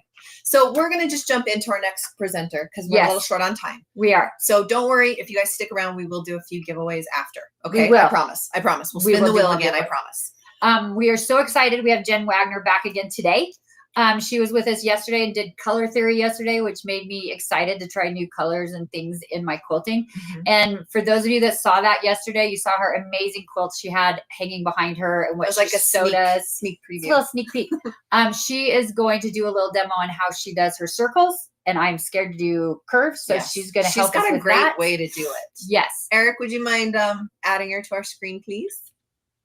There she There's is. Hi. Welcome back. Sorry Thank we were running a little late today, but we are so excited you are back with us. It is so good to be back again. Thanks for having me. Yeah. All right. We're just going to let Let you you go. jump right in. Okay, before you do, I have a quick question. Yes. You guys were doing so good with your giveaways yesterday. I thought, can we do a giveaway today? I want to give away the pattern and the templates that we are Yeah. working with today. Oh my Yes. gosh, yes. Look at that, you guys. We're Do you gonna want to do another it? Do you want to do it right now, or do you want to do it? Here's how I want to do it. I'm going to Okay. ask questions throughout my presentation. And if people are posting in the chat, then we'll have your helper randomly pick someone who posted an answer to question that I asked. Okay, I like that. Perfect. Eric, you got a new job. Okay. He's on it. All right. He's got it. Yeah. And everyone, did you hear that? So listen to her questions and post in the chat your answer, and then you will be entered in into to win. win the pattern and the template. Yeah. That's Hey, it. Wait, can I Thank answer? you. No, Oh, okay. Melody. Okay. Okay. Beautiful. I love that. Yeah. Let's do it. Go. Take it away. Thank Yeah. you. Okay. And then he can, we got him on it and he can send me somebody's address. So I'm going to tell you a little bit about the story. Today we are making mini moons, which are these little mini quilts that are hung right here behind me. And if you see my little bag up in the corner, that is made out of the same exact blocks. And today is like the perfect day to show you all this because I launched a brand new free pattern today that uses this method. So you can go on my blog today and download a free pattern and you can try this instantly. You don't have to wait for the mini moons pattern, but you know, of course I want you to get the mini moons pattern too, because it is so much fun. We already have people posting. Good job. Okay. I know somebody's going to get a good prize at the end. So let me share my screen with you and I will go right into that. And today I have a, let's make it big. There we go. I have a coupon code for you. So it's right here above my head. If you buy 2 patterns on my website, whether digital or physical, whichever you prefer, you get 1 free. So make sure you put 3 patterns in your cart when you go to my website, snapdragonquilting.com. And at checkout, you put in this code and you'll get 1 free. The code is Handmade, all capitals, for today's event, Handmade Collective. So Handmade, buy 2, get 1, B2G1. It's right there on that first slide. Brenda says she loves the moons. She visited the website yesterday. Thank you, Brenda, for checking it out. Okay, so I've been quilting for 19 years and I just was hooked instantly because quilting provides so many possibilities for design. And so I always love to start this class talking about design. This is a pattern I wrote a few years ago, and I have just taught it all over the country and at quilt shows. I just taught it at Road to California. So you guys are getting this like as a great opportunity to see this. Yes, we're not sewing it together, but you're still going to get to see a lot of what I do in my class. And I took all those things I learned and I updated the pattern. So it's just got more tips in it, more diagrams. The tools I now really love to use that I didn't know about 3 years ago when I wrote the pattern. So you'll see on the cover here, it does say it's the updated second edition. So it's a fabulous pattern. But because I got to put out a new pattern, I put in 4 new layouts, and we're going to go over that right now. So let me show you. Debbie wants the pattern. Okay, go to snapdragonquilting.com and put it in your cart. Okay, let's go to the next slide. I want to start by talking about the actual block that we're going to be using today. Anna just asked, is mini moons okay for beginners? I always say if you can use a sewing machine, you can make this quilt, because I make curves that easy. So if you know how to make that petal run, you know how to make your stitches go, you know how to thread your machine, you're good. So, okay. So this is the block that we're working with. And if you look at it, it's a half square triangle. I know, Steve, it looks so hard. So a half square triangle is a square that's made out of 2 triangles. Can you guys see my pointer moving around? When I move it on my screen, is it moving on your screen? So you know what I'm pointing to? Is our helper listening? Does he know? Can you guys see? Okay, we'll move on. Somebody answer me. So we're gonna, you can't see it. Okay, thank you for letting me know. So I will use my words then to tell you what I'm thinking of. So this is a square that is made out of 2 triangles. It's called a half square triangle in quilting, but it's just a square made out of 2 triangles. And I've punched a hole in the middle and continued. Oh, so many people are answering me. You guys want the prize. I love it. Okay. So now maybe there's just some delay because like everybody said no all at once. That was great. They got it. Okay. So we've got a hole punched in the middle and the split between it. And I, for those of you who were here yesterday, I showed you this. And the reason is that I'm really wanting to make sure you understand this is because when we go to the coloring pages, I've taken the split out. And so I did that on purpose so that you can go in and you can draw the split in the block whichever direction you want. There are 2 ways to lay out this quilt. You can lay it out on point, which is the picture that's on the left there, and it says at the top, on point. We got 1 yes. The no's are still coming in. Big delay. Okay. I have a big delay too. Okay, so I'm going to use my cursor in case maybe the delay lets me show you. Betty says she loved the presentation yesterday. Thank you, Betty. And Trish likes the on point setting. I love the on point setting too. And I'm going to show you some different ways that we can play with color and contrast and change the look of these quilts. All of my coloring pages are free. So you can just go to my blog, snapdragonquilting.com/blog, and you can just go to the coloring pages tab and they're all in there. You can get all of these for free. I love coloring pages to play with where my fabric's going to go, where my color and contrast are going to go, but also for drawing in my quilting motifs. I love to just doodle and doodle and doodle on these. So I'll print it out quite a few times and just doodle. Leanne says, you see Lunar Lux behind me. And Vicky at Orchid Owl did quilt this. Vicky is, or Leanne, excuse me, is talking about this quilt right here behind me. It is a brand new pattern I just released in February. And for the first time ever, I let someone quilt one of my quilts, and my friend Vicky at Orchid Owl Quilts did it, and she just nailed it. And the reason I have all the quilts behind me today that I have up is so that you can see what else you can do with the method I'm showing you today. So all of the quilts that I'm showing you in the background use the same exact method. I'm obsessed with curves and I'm obsessed with this method. Okay, so back to Mini Moons. You're welcome, Betty, for the coloring pages. Okay, let's go to the next page. The difference between on point is the quilt is assembled in rows diagonally, and the straight setting is it's assembled straight across. The straight setting is much easier because you just make the same block 16 times. The on point setting is going to be a little bit, not necessarily more difficult, but just more work because you have to make all the little half blocks and the corner blocks. So you just have to keep going. You're welcome, Jane, for the coloring pages. Okay, so I know some of you are saying you prefer the on point setting versus the straight setting, but you may change your mind and be like, oh my gosh, I love them all, because we're going to go over all these fun things. Okay, so this is how I did the quilt on the cover, and I'm intentionally showing you diagrams in black and white in grayscale because our eyes are obsessed with color, our brains are obsessed with color, and it's so distracting that I find if I leave the color in, that's what you see. And I want you to see the actual layout that I'm showing you. So in this layout, I just took the fabrics and the colors and I spread them out all over the place. I just made my blocks and then I kept laying them out until I liked them. And then I put the quilt together. Let's go to the next slide. And these are the examples. So this is the one that's on the cover that I made with the cave. And then a customer made this with the Tula. I showed you guys this yesterday.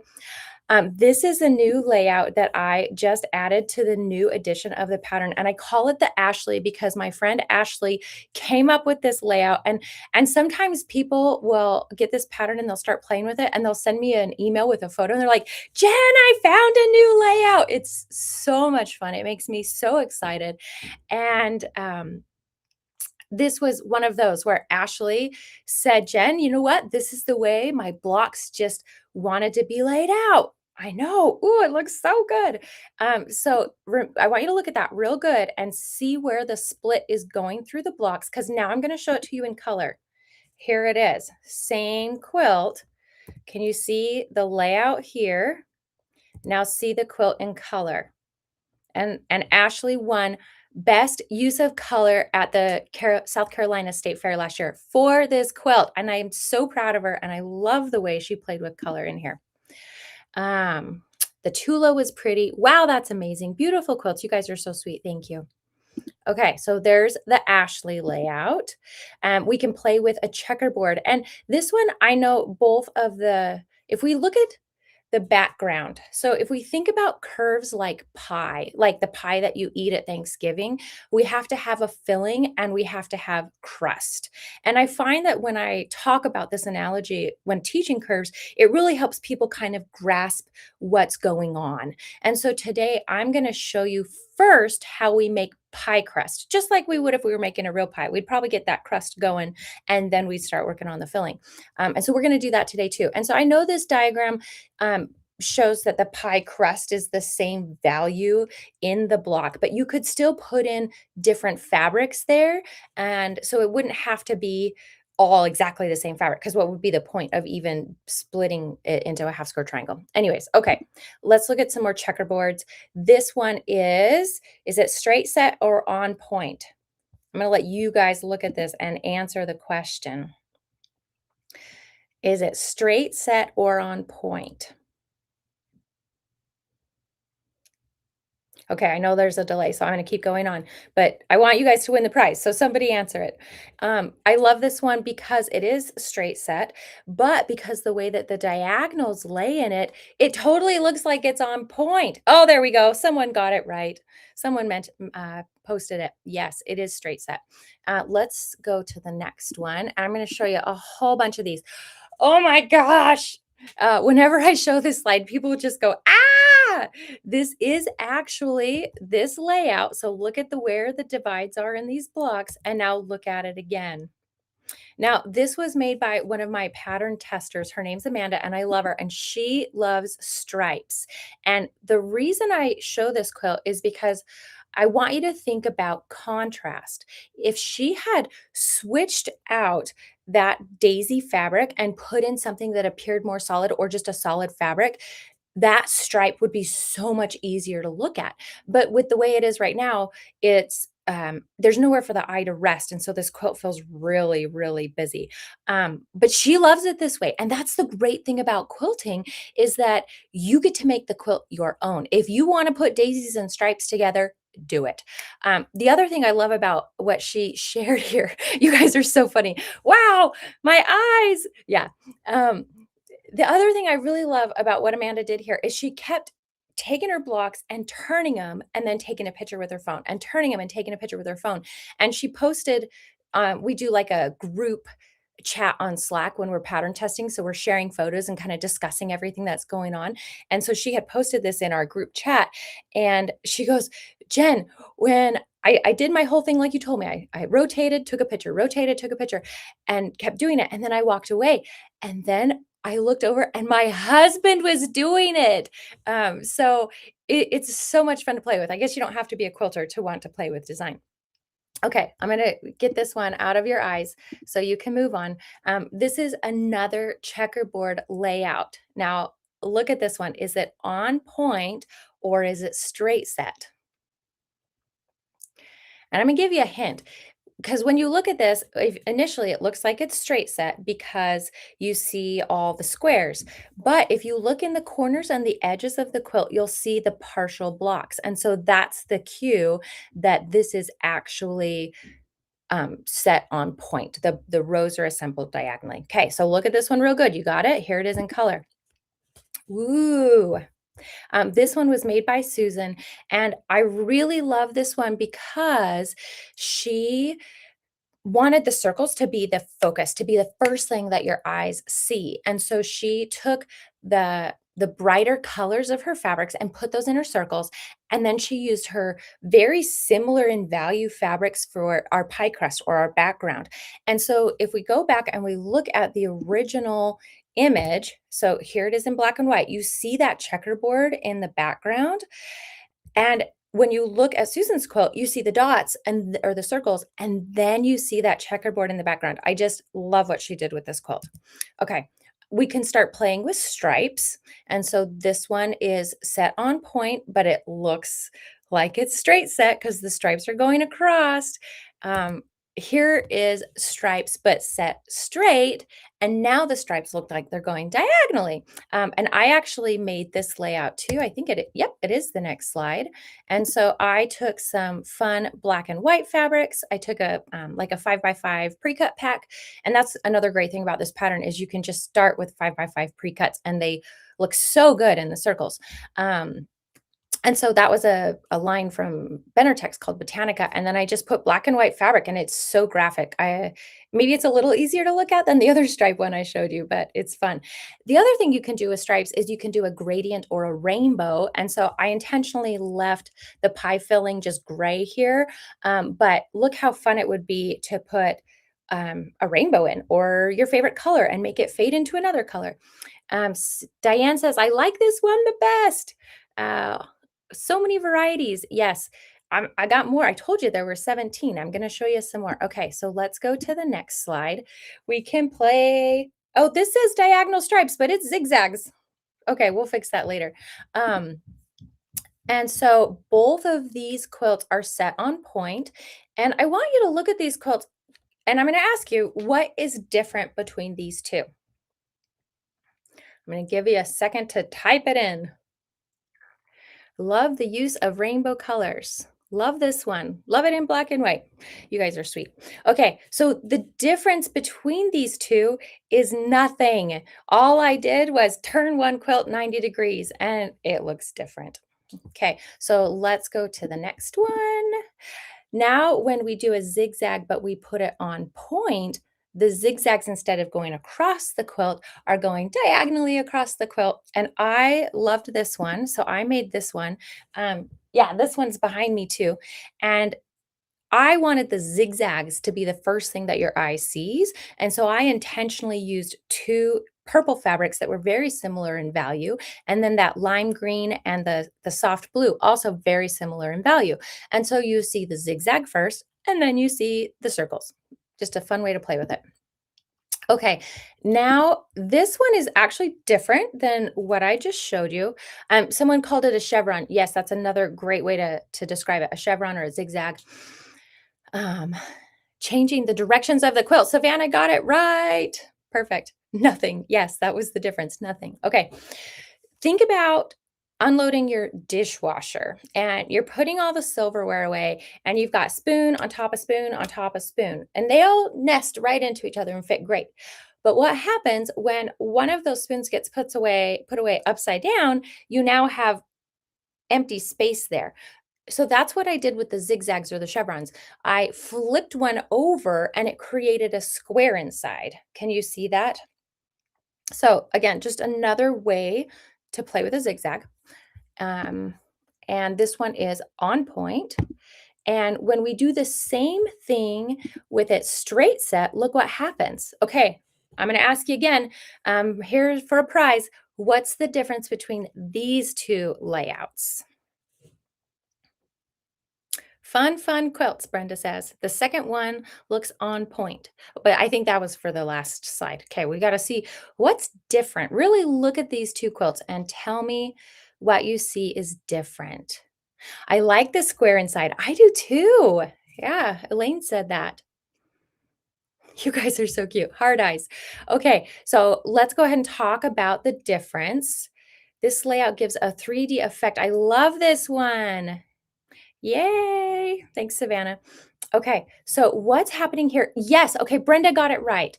The color placement. So in the quilt on the left, the zigzag starts in black, but in the quilt on the right, the zigzag is white. And you guys are answering. Good job. The block is flipped the other direction. The placement of the Okay, reverse of color and the placement. Yes. So we've talked about the zigzags being different colors. The other difference is in the quilt on the left, the zigzag goes up first, whereas the quilt on the right, the zigzag goes down first. And so what happens is the center of the quilt changes. So we can get two squares or two spoons that aren't sitting together on the left, but we just get one square in the middle on the right. You guys are so sharp. Good job. Okay.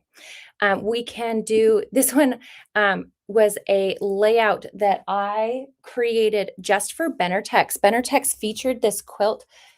Let me grab it. They featured this quilt in their magazine. They have a Fat Quarterly magazine, which is a magazine that comes out once a quarter, and they always include pre-cut 5x5 squares of a fabric line that they're featuring. Well, they were featuring this brand new fabric, and it's called Marbled Earth and Fluidity. Fluidity is this script and this marbled earth fabric.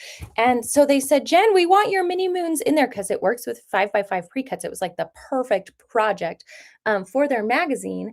But they wanted a new layout. So I made them the diamond layout. Here, can you see it that way? This is actually a pillow. I just took the stuffing out. So diamonds. Okay, and you see the metallic fabric in here? This was my first exposure to working with their precious metals fabric, and I loved it so much that I made an Art Deco quilt with it. Same fabric. Okay, moving on. I think there's a picture of it in here. There it is. That's what it looks like with a pillow in it. Okay, this layout I call samesies, and all the blocks are in exactly the same position. And so this was when I was making the blue. Oh, it's all the way over on the end, the blue and purple quilt. I was doing what I'm telling you. I took all my blocks and I laid them out and took a picture, turned them, took a picture, turned them, took a picture. So that's what this looks like. And that's how I found out this layout.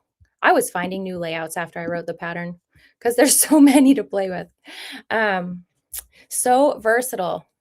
Diamonds look like sunrise to me. Love it. I can't wait to see you guys play with this and see what you think about these designs and play with them. These ones play with some rotation. To me, they kind of look like fans, or some people see a checkerboard, some people see squares, just more fun layouts. Okay. And the one on the right here, the square in the square, is the layout I ended up going with my purple and blue quilt that I made. I've made this pattern like 5 times. I'm obsessed. It's so much fun to play with. Love the puzzling with quilt blocks. Yeah, it is like playing with a puzzle. You got to turn around and see if they fit.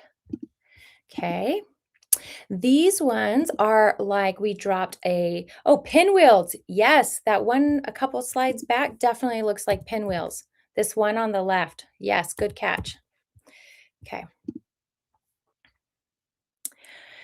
These ones are like a pebble dropped in a pond. What is different between these two?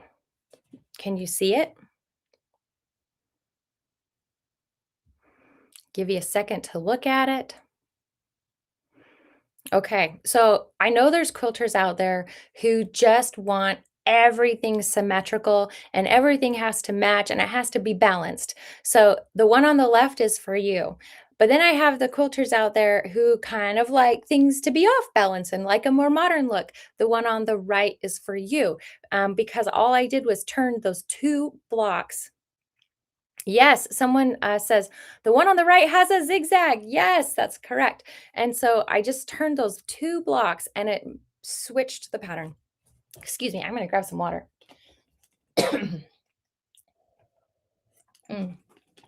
I tend to talk really fast when I get excited. So I think I'm talking so fast, my throat can't even keep up. If I'm talking too fast, tell me and I'll slow down a little bit. Okay. I'm so glad you guys love quilts because, man, I love quilting. Okay, so here's some different layouts. And you guys all are answering that. Blocks are turned, non-symmetrical. Elaine loves the non-symmetrical one. Awesome. Here's the symmetrical one put in 2 different fabrics. I have not actually made these quilts. I just found fabric I love and did it digitally. And what I love about this is you can see how cute it looks in prints. And when you've got that kind of script print in the background, it's a little bit more distracting than having something more solid appearing. So it kind of depends on what you want the eye to see. And the other thing I did different between these 2 quilts is the center. So one I started with white and the other one I started with green. Okay. And here's an example of the same layout that a customer made. And I love to show this one because, of course, black and red just like pop off each other. The pink is gorgeous. Yes, Brenda. I used to have that fabric as a kit. I do have kits for this. And so I've got 5x5 pre-cut packs and I've put 2 coordinating fabrics with it for your pie crust. And that zinnias, that pink fabric, this one I'm showing you, oh my gosh, it's sold like instantly. I don't have any more of those. I can't get my hand on that anymore. But that was a really fun one. So you can go look because I'm always putting new mini moon kits in my shop because this is such a popular pattern and I teach it so much. The kits are just hot. So right now we have some really pretty ones in there. We have a Liberty in there right now too. Okay, so let's go back to where were we? Oh, we were talking about this quilt. And the other thing I love, besides that she picked a color palette that just pops, is that she extended that pie crust design, the background design, and made an additional border. And what a fun idea. So cute. Okay, here's all the designs all together. Oh my gosh. And here is my info. So there's my website, snapdragonquilting.com, my email. I've put the code in for you. Again, handmade B2G1 if you want to go and get some patterns. Exciting news. This week we got keys to a retail space. So I am going to have, if you ever want to come to Vegas, we are going to have like the destination place. So you can come and come sew with me and play with me, but we'll have, patterns, notions, kits, fabric, and a great big area to sew in. I'm so excited. And then you can watch me on YouTube. And that's the other great thing about moving my business out of the house is we're going to have a dedicated YouTube space. So I can really dive in and continue to film tutorials for you guys and show you the tricks and tips behind my patterns. And I told you today, I'm giving away a brand new free pattern on my blog as part of the Benartex Spring Block Hop. There we go. But I have another free pattern on my website. So when you go to snapdragonquilting.com, you can just click on free pattern right at the top and you get this cute little hexagon coaster and you can make Christmas ornaments with it. It is such a fun little fast project. So that's free too. Okay. Any questions about design before we move on to technique? Betty says, congratulations. Thank you. And Rhonda says she's going to come to Vegas to see the new shop. Yay. I would love to have you out, Rhonda. And I'm going to put a map on my website too, because we really have some great shops in Vegas. And that way you can plan like your own little shop hop. I'm going to tell you what each store is about and give you a map so you can figure out the best way to get to all of them if you want to go to all of them. So that'll be on our website too when we open. And okay, I don't see any questions. I just see lots of excitement. Okay, so we're going to move on to technique and let's stop sharing that. Okay, so now I'm back. Perfect. And I am actually even going to switch cameras. Okay, now I'm worried you won't be able to hear me. So if you can't hear me, let me know. I'm going to try and talk really loud. And the air conditioner just kicked on. So, okay, so we are going to start making this block with 2 half square triangles. And this is that fluidity fabric that I was showing you. We're going to put 2 squares just right sides together. And I like to use this little Creative Grids half square triangle ruler. It's got the texture on the back so it doesn't slip. And I just put this on the diagonal, and I can take my marker and I draw on each side of the, you can hear me. Thank you. Okay, I am talking loud enough. I draw a line on each side of my little half square triangle ruler. These become my sewing lines. So I'm going to take this to my sewing machine and I'm going to sew down each of these lines. And one thing that's really great, Brenda says, will you please come to Florida and do a class? I was just in Tallahassee like 10 days ago teaching. We had so much fun. And then I also have been to Orlando and taught for the villages. So you tell your guild, I will come to Florida again. I would love to. Okay. So one thing that's really fun too is when you're playing with your fabrics, you can always audition them just by folding one back, and you can decide if you like how these look before you sew them together. So sorry, I forgot to tell you that. Okay. So we put them right side together. We drew our lines, we sew down the lines, and then we cut down the middle. And that is going to give us some half square triangles. We're going to do it with big squares and we're going to do it with small squares. Now for this project, having the seams open really, really makes a difference. And so I am going to use this little presser bar. It's from Gypsy Quilter, and it's a 2-in-1 product. So it has this it's wool. It has this wool top and then this clapper on bottom. And I'm going to use both parts. All of the tools that I'm showing you today, I have in my shop. We even have a little starter kit. So if you want to make this pattern, but you don't have the tools I'm showing you, you can get the little starter kit. And I think it's 10% off if you get the whole thing. Anyways, okay.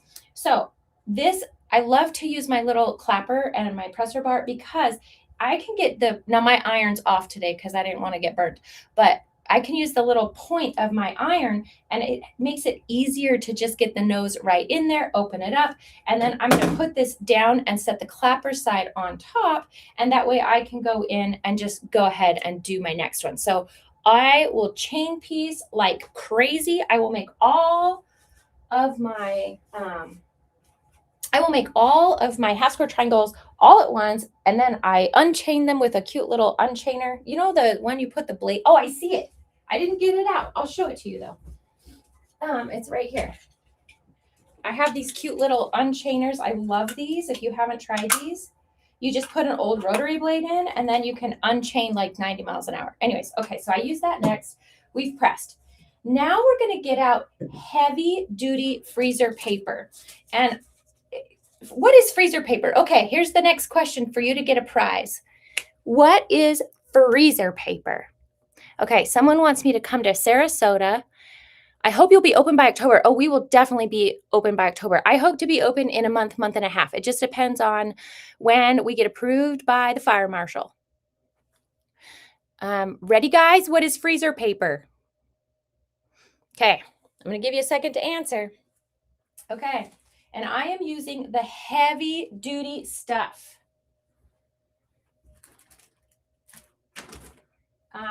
It is not the grocery store stuff, not at all.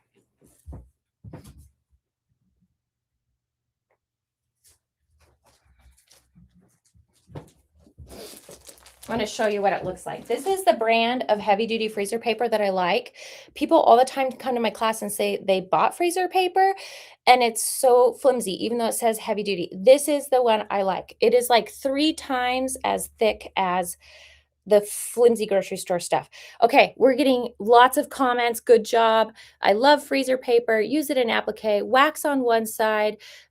Great for piecing. The stuff they wrap meat in. Okay, so some of you are right, and some of you we got to redirect.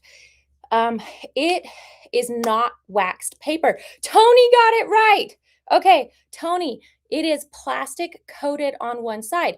Think about if we took our iron to wax, it would just melt, right? Crayons melt really easily. So it is actually a plastic coated paper. And the great thing about it is that we can make a template out of it and use it over and over and over. So I can use this brand of freezer paper, each template 15 to 20 times. I can use one template to make this entire quilt. And because it's paper on one side, I can draw on that side. Because I'm obsessed with this method and just keep using it in my quilt patterns, I actually am laser cutting these now for you. And that was part of the prize, is someone's going to get these templates already cut out. So it saves you time and energy because you can just open the pack and go instead of trying to trace this and cut it. Okay, so here's how we're going to use the freezer paper. This is the grocery store stuff. This is the sturdy stuff. So you can see how different it is. So I am going to take my bigger half square triangle and I'm going to take the plastic side, which is the shiny side, but I've already used this template a lot. So it's got some fibers on it. You can even see the threads on it. I'm going to take this and I'm going to iron it plastic side down so that it sticks because it is thicker. And remember, my iron is off today, so I am not ironing. But because this paper is thicker, you do have to iron it longer than regular freezer paper, but just until it sticks. When I taught this at Rhode, I was like, iron it for like 8 to 10 seconds. And I don't know what happened. I didn't see it happen, but they ironed it so much we couldn't get it off. So just iron it until it sticks. Yes, I do have some acrylic templates, Steve, for another one of my patterns, but they don't work for this method. We have to have freezer paper for this method. Okay, so we've ironed this down, and then all I'm going to do is I'm going to just fold it so the pretty sides are in, and I'm going to get out my scissors, and I'm going to cut a hole in the middle of this. So we're going to come in here, and I'm just going to cut a hole. Do you see my pretty Kai scissors from yesterday? I love these scissors. We cut a hole, and it just has to be big enough to be able to get my scissors in. And think about a bike, a bicycle tire, and how all the spokes radiate out from the center. I want you to think about that when you clip. We're going to come around and clip all the way around, creating these tabs. And the tabs are going to allow the fabric to bend around the template. And we do have a seam in here. Remember, we press these open. And so I just clip right next to each edge of the seam. I am cutting my tabs slightly narrower than 1/4 inch. And I don't want to have my scissors like hanging over the freezer paper like this, because if I get bumped or I cut too far, I'm going to destroy my whole project and I'd have to start over. So I always keep the tips of my scissors back while I'm making a cut. And I want to leave like 4 fibers or about 1/8 of an inch away. And when you're cutting these tabs, you can always test it. You can pull this back and see, is my fabric bending or am I getting a stop sign? Is it getting really jagged all the way around? Or is it nice and smooth? If it's not nice and smooth, either cut in a smidge deeper or cut a smidge closer and allow that fabric to bend. We are going to end up sewing a little bit later right next to that edge. And sometimes that's hard to see. So before you clip all those tabs, you can always come in with a marker too, and you can just mark that edge. Or you can do it after. It doesn't matter. I did use a friction pen, so it's going to go away with heat and it's going to fade. So that would not be the best choice for that step, but you can mark it. Okay, somebody asked, where do you get the heavy duty freezer paper? I sell it in my shop in packs of 25 or pre-cut for each pattern. Wool mats, I'm just checking again because I'm not right. Okay. How would never have thought of this, how you did this. I actually learned a variation of this from Sue Hines. So this idea has been around for a really long time. I just keep playing with it and kind of morphing it. Okay, so we've cut our tabs. Now we're going to fold these back and iron them. And we really, really want to make sure that the fabric is all the way up against the edge of the freezer paper. This is why I like the sturdy stuff, because I can yank and pull on this fabric and my freezer paper isn't bending. But if I were using the grocery store stuff and I was trying to pull my fabric back, then the grocery store stuff just bends. And so it makes it a lot harder to get that really smooth circle. Before I do that though, I am going to get out my Easy Press pen. This is basically a paintbrush that lets you paint starch. And I've looked online and I can't seem to find the answer. They put this, they call it fabric treatment in the pens. And they don't really tell you what it is, but to me, it behaves like a starch and a sizing. Starch stabilizes our fabric, sizing relaxes the fibers. So the sizing relaxes this right here, and it helps it bend around the template. And then the starch sets in when we iron, and it gives us this beautiful, nice, sharp fold. So I'm going to just work my way around in sections. I'm going to apply some of this fabric treatment, and you can see that it's coming in. Can you see that where it's wet? I'm intentionally applying the starch or the fabric treatment fluid to the fabric right up against the edge of the freezer paper. Okay, and then I'm going to pull these back, and we're going to pretend that my iron is hot, and I'm going to just pull these back and iron them up against the freezer paper. Once I'm happy with it, I just gently peel my freezer paper off it. You can see it comes right off really easily, and that is going to give me this finished, beautiful circle. Before I take the paper off, though, I always like to flip it to the front and just make sure that my curve is nice and smooth. If I'm seeing any of those like stop signs, it's jagged anywhere, then I go back in and I will actually like re-wet that spot and pull it back and make sure. And you can always go back to this step too here. When you've got these pulled back, you can always look and see if that fabric crease is truly up against the edge of the freezer paper. Okay, so we have made our perfect circle. And then I'm going to get my buddy Elmer. I love Elmer. He's cheap. He's washable, but he's messy. And oh, someone says they love the fabric treatment. They love the pens. I'm with you there. I love the Acorn Easy Press pen. Those are in the Mini Moon starter kit if you want to get one, or you can just buy one. Yes, someone says she saw Lunar Lux at QuiltCon. It was at QuiltCon in the Benartex booth. You are right. Okay. The giveaway was already given. No, the giveaway was not already given. Keep answering, because at the end, we're going to pick someone who answered a question. Okay, back to Elmer. He's cheap, he's washable, but he's messy. So I put these little fine tips on my bottle. I believe these are in the starter kit too, because these are awesome. And the nice thing about this glue tip is it gives me a lot of control. And so I can put this teeny tiny little bead of glue right on the edge of the fold, and it's not getting it everywhere. People always ask me, well, how do you clean this tip? You never have to clean this tip, because there's this little metal bar in the lid. And so if I forget to put the lid on, it's no big deal, because I can just put the lid on like that, bam, bam, it clears out any dried glue in there, and then I can move on. I leave this open all the time, totally forget about it. The other thing I've learned is that you want to use plain old white Elmer School glue, but not a giant bottle. The giant bottles are really hard to squeeze. And so I like this size bottle or the smaller bottle. This is the 4-ounce bottle. It just makes it easier to apply. So I'm going to come around here, and I'm going to put that bead of glue all the way around. And then I'm going to get my smaller half square triangle, and I am going to use that to fill up my window. And the reason that I like to use Elmer's is because while he's wet, I can still move this around and slide this around. And so there's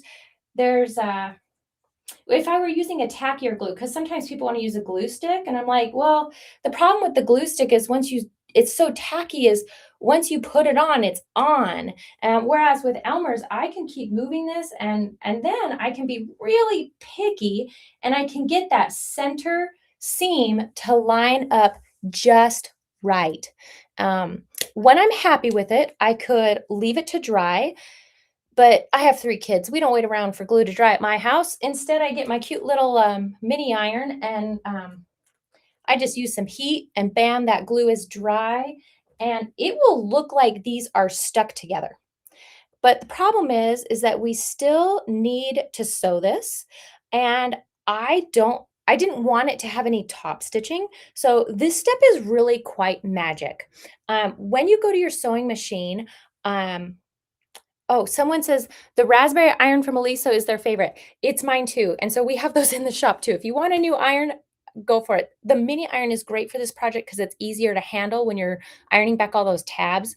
Okay, so when you go to your sewing machine, I want you to change your setting to shorten your stitch length, because if we think about a circle, think about a stop sign, and it only has 8 sides. It's not very round. But if we give it more and more sides, it gets rounder and rounder. So if we shorten our stitch length, we get a smoother curve. So on a curve this small, I use a 1.8.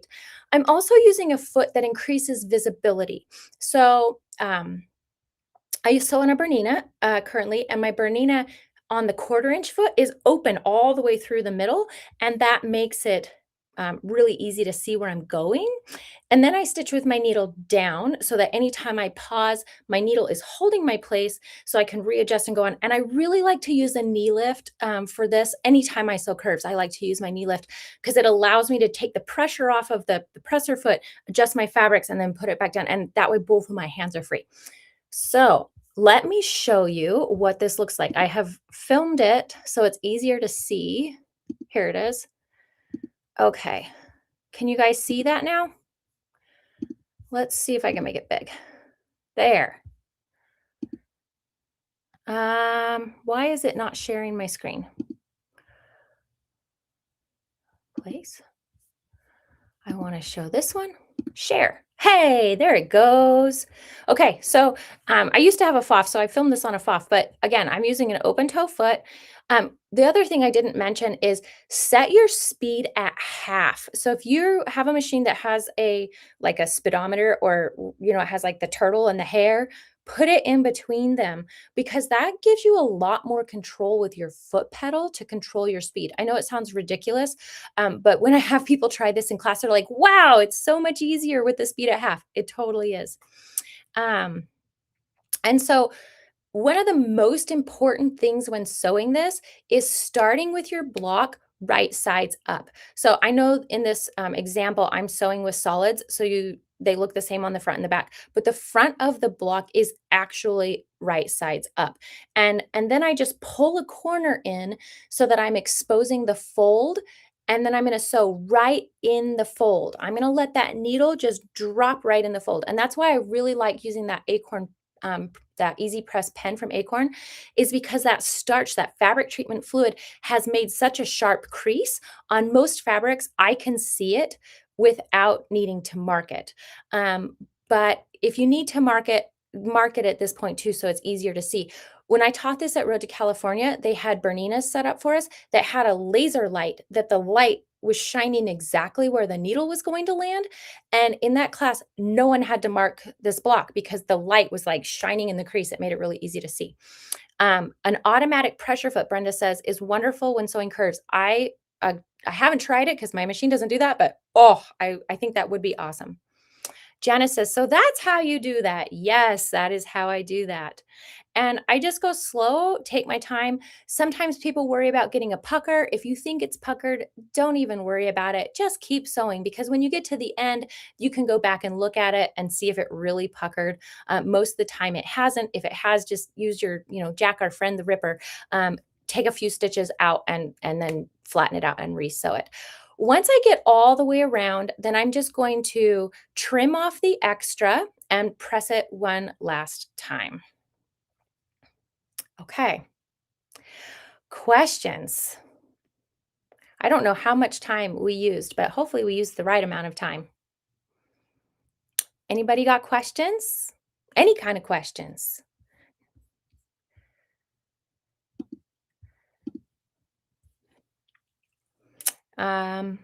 Okay. So that's how I do mini moons. You know what? I'll tell you really quick about the other projects that use this method or a similar method. Lunar Lux, which is the quilt this side, over here behind me, all of those circles are done exactly the same way I just showed you. So I set the purple fabric in the gold fabric first. And so I did reverse applique. I got that perfect curve. And then I cut a hole in the green fabric, used my freezer paper to make a window in that green fabric. And then I filled up the window with my purple and gold already sewn together. So that looks crazy because all of that gold fabric is like a 1/4 inch. But because I used reverse applique, those circles actually were really straightforward. And so anyone could do it. Are all your patterns written for 5-inch squares? No. But Mini Moons is. The Lunar Lux I'm talking to you about right here, absolutely not. It's done with yardage. Now, look at these arches in this quilt right here. It's also done with reverse applique. Just some tweaks on the method. It's not quite exactly the way I showed you, but it makes it so easy using that freezer paper. And now if we go over here, this is my Pamela May pattern. Let's see if I can move my arm in the right way. This way. And you see this little Tula cat in a crescent. And you look at that crescent shape and you would think, oh my gosh, that's going to be so hard to do. But it's actually not. So the green fabric or the crescent fabric, I ironed my heavy duty freezer paper to it, used my little tabs, clipped it, bent it open, made that window. And then I used the window to fussy cut and find the perfect spot for the cat, glued it in and sewed it. And then I did the same thing for that big, like clamshell shape.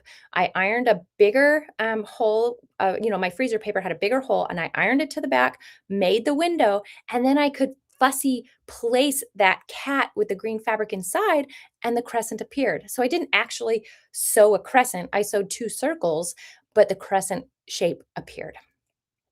Okay, let's see what you guys are saying. Do you have this technique video? Yes, it is on my YouTube channel. It's called Reverse Applique on my YouTube channel. You can watch it again on YouTube. Someone says, Brenda says, always been intimidated by sewing circles. This method makes it so doable. I have about 7 ways I do circles because I'm obsessed with them. And I find that different sizes, different methods work better for different projects. And so this is one of my absolute favorite ways to do small circles, because if you think about like driving on the freeway and the road bends, you don't even slow down. You just keep going. As long as traffic's going, you just keep moving. It's a big flat curve.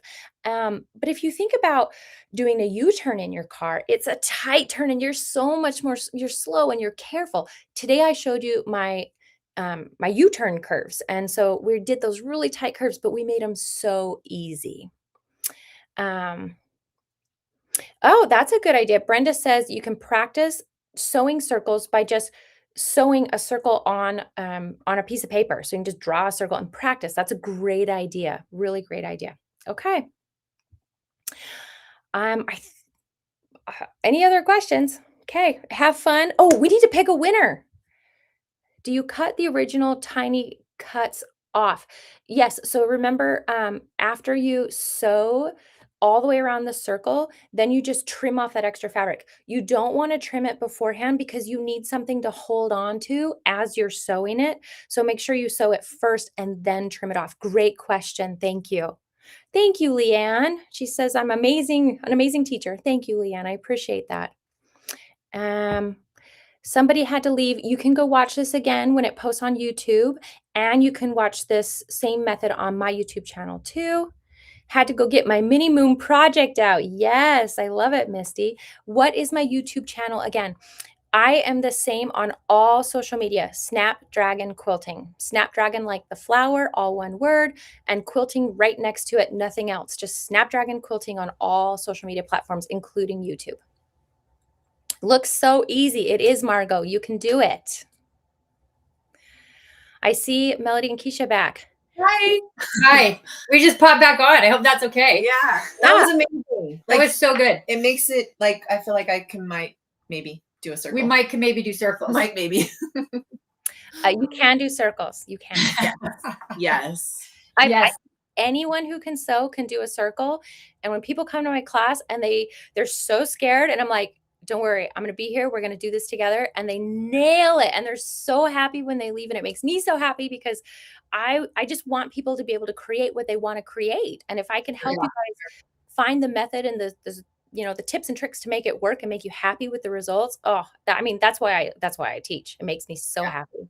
And you're such a great teacher, like they were saying. You're such so a great teacher. We have one quick question. How much seam do you leave?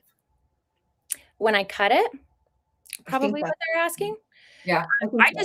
I roughly trim it to 1/4 inch. There's times in quilting when we need to be really precise, but that is a step when I'm just like, whew, you just got to be careful not to accidentally cut your pie crust.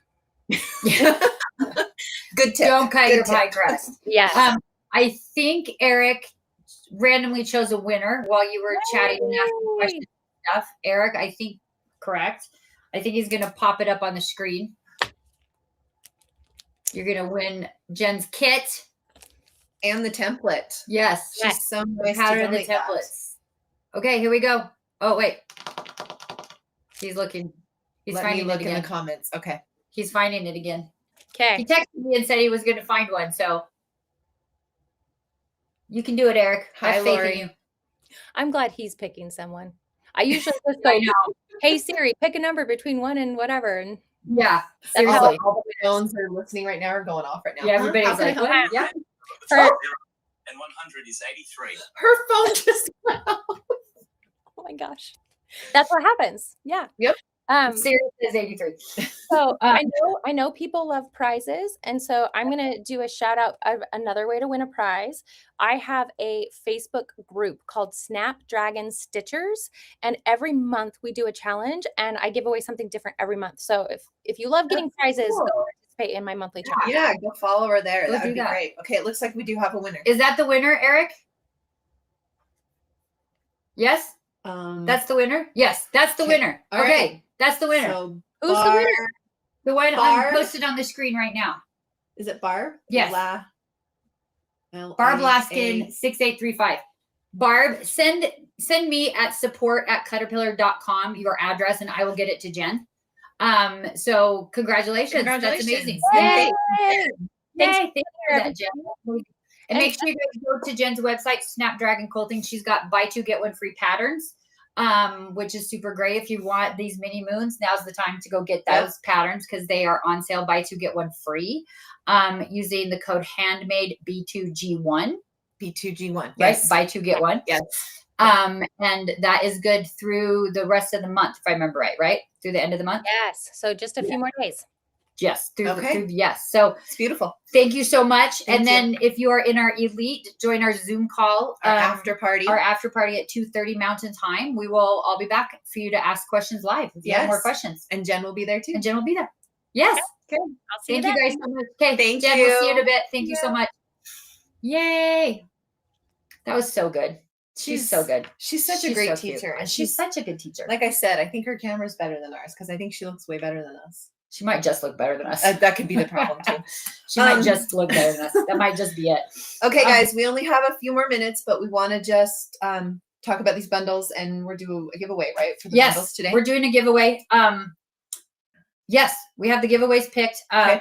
If you guys have any other questions from today or from yesterday about a specific product, anything like that, pop that in the chat and we will jump in and answer for you. We have So the first one we're doing is the mini flip and fold, a set of magnets and plates, and the tote. the mini totes. This is Yes. the prize. Who's going to win the prize? That prize we already have a winner for. Okay. Is Carrie Nagel. K or C? Karynagel. Okay. Carrie Nagel from Congratulations, Fort Carrie. Mill, North Carolina. Carrie, we will reach out to you To get your to address. get your I'll address. send you an email. Congratulations for that. Thank you for being one of our VIPs. So you will get our mini flip and fold with our mini bag and the magnets in A place. set of magnets and plates. Yes. Yeah. Are you giving away the other one also? I think so. Okay. Let's do the big one too. Eric, I'm going to jump to Friday number 1 for this one. I got an email and a question earlier today. I will answer your email as soon as I can, but someone was asking what is the bag for the 48 flip and fold 48. This is the bag for the flip and fold 48. It is listed on our website as the glow tote because technically it is the bag that fits the premium and the classic light boards, but it fits our flip and fold 48 as well. So if you're looking for just the tote bag for the flip and fold 48, you want to just look for the glow tote and that's what it is. So this bundle includes this tote bag, which is the glow tote, the flip and fold 48, and the magnets and plates. Yeehaw for that. Amazing job. Who's This is winning a one? really good one. It is a really good one because I've been using this flip and fold. I know. I had to cut Funny story. What are they? Are you ready? What are they called? Stashing. I had to cut my stashing. Funny story. What's the funny The story? flip and folds when they first came out, Keisha wasn't in love with them. She just wasn't. She was like, it's fine, whatever, but she didn't love them. And now that she's been sewing, I use it all the time. she uses it all the time. All the time. And we do these videos here, so I have to fold it up all the time. So I have to Put get it away. out of the way. Yep, absolutely. So the winner Flip and of this Fold one 48 is Kathleen Haffel. Sorry if I'm butchering your last name. Haefele, from Feasterville, Pennsylvania. PA. All PA. right. Congratulations, I used Kathleen. to live in PA for a little while. So congratulations on that, Kathleen. We really appreciate you signing up as a VIP. And we will send you an email, and we will get this prize I out think to we've you. been lacking on these today. We haven't really been on camera. So let's just do one. I think that's a last great one. idea. We'll go rogue in just a minute. I will try to spin it. Okay. Okay. Let's see what we're going to win. And then you come up with a question. No, because last time you didn't even come I up with a know. question. You totally skipped your turn on that. That's okay. We can do that. Okay. How about some about circles? Like who does We them? did that already. Spin the wheel. What is it? It's gift card for $25. Yay! Okay, so this is my question. I want you to put a number 1 in the chat if you learned something today. Either that will enhance what you already know, something you never knew before, anything like that. Did you learn something today? I did. I tried to sew that taco person. I totally messed up the end, so I'm not going to show it to you. But she threw it. Like I threw it across the room because I was so proud of it for a little while. Don't tell Laura and Lena. Don't tell them. But I was like, because like I said earlier, like I have to do something to learn something. So Yes. I couldn't listen and watch. I have to do it. But And I missed what they said to you're finish it part up. of our elite, you're going to be able to go back and watch just that segment. Yes. And you can too. Yes. If you want to be part of the elite, we're going to send you a link to the page where all of everything's broken up. And you So you can don't have watch to watch them it all at over once. and over and Yeah. over again to actually learn what. Yes. But if you're not, you can always go to our YouTube channel as a VIP Yeah. or just one of our followers that's watching and watch the whole thing anytime Yes, you want. You can you fast can. forward and all that through it, but it You will can. be live on our YouTube But channel. the cool thing about their segment, which I saw a lot of you commenting, you can learn Spanish too at the same time. Oh my gosh, I feel like I can speak Spanish now. Wasn't that so cool? Clips. I love it. I learned how to say clips. La. La clips. I know. Now I'm bilingual. No, I'm No, not. you can go visit. I and love talk, so much that, yeah, that was so great. Okay, was so great. Eric, will you Okay. pick a winner, please? Pick one of our number ones. Who's gonna win? Erica. Erica, please send us an email to support@caterpillar.com and we will get you set up with that $25 gift card. Yay, congrats on that. Yay! Guys, Long day. it's been a great, it's fun been- day. It's been so much. It's but been so much I fun. definitely needed to put a 1 in the chat because I did learn something. I today, did too. So Yes. I learned that if a pattern says this is the size zipper you need, don't get one 4 inches longer. yeah, don't get whatever you think you want because Just clearly because you like the color and you didn't really look at the package. I learned that. So we will be back here tomorrow yes at 10 a.m. Mountain Time again yes for our day 3, for our a final whole day. new day. But it's a whole new my day. gosh. We have Angie Lamory from 5 Little Monkeys Quilting coming Yay. tomorrow to talk to us about adding bling to our projects, which I'm super excited about. Mhm. And then you guys, for the first time ever, we have a full sew along with Legit Kits with Michelle. with Michelle McIntosh. Yay, She is Michelle. going to take us through this step by step and teach us how to foundation paper piece. And you can still get this kit.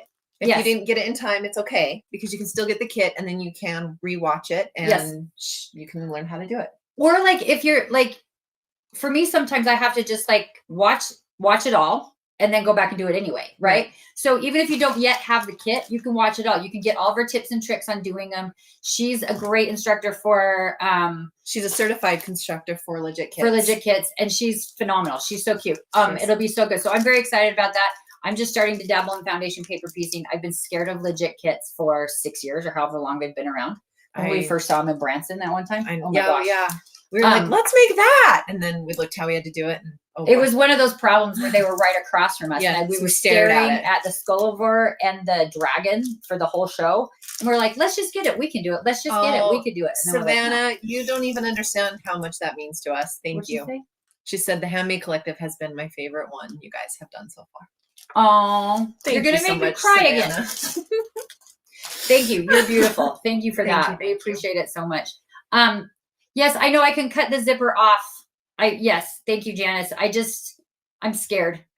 It's just sitting over there. It's- She'll talk to it again soon. I'll get there. It's having a timeout. Yep. Because As we do, sometimes our projects have to have timeouts, and that's okay. I did it wrong, and I really should have paid better attention because I was like, I'll figure that part out. But I missed that part. So anyway, Okay. Charlene, I don't think you need to prep the fabric before you go live. If you Oh. want to take out the kit and like sort it out so you Yeah. can see what's in it. Anybody else chanting 5 little monkeys jumping on the bed? Yeah, a little bit. Yes, I do that all the time. 5 little monkeys jumping on the bed. Wait till you 4 little guys monkeys. meet Angie. She She's has adorable. so much energy. She's so fun. She's so fun. Did you see Toasty Green or Dragon is now available in green? Oh, yes. Did you? I did. Oh yeah. Chuck showed me. Chuck showed us. Yeah. Cute. This is Toasty's awesome. huge. Toasty's big and crazy. I'm scared of that. Skulliver's really cool though. I'm scared of this. And this is small.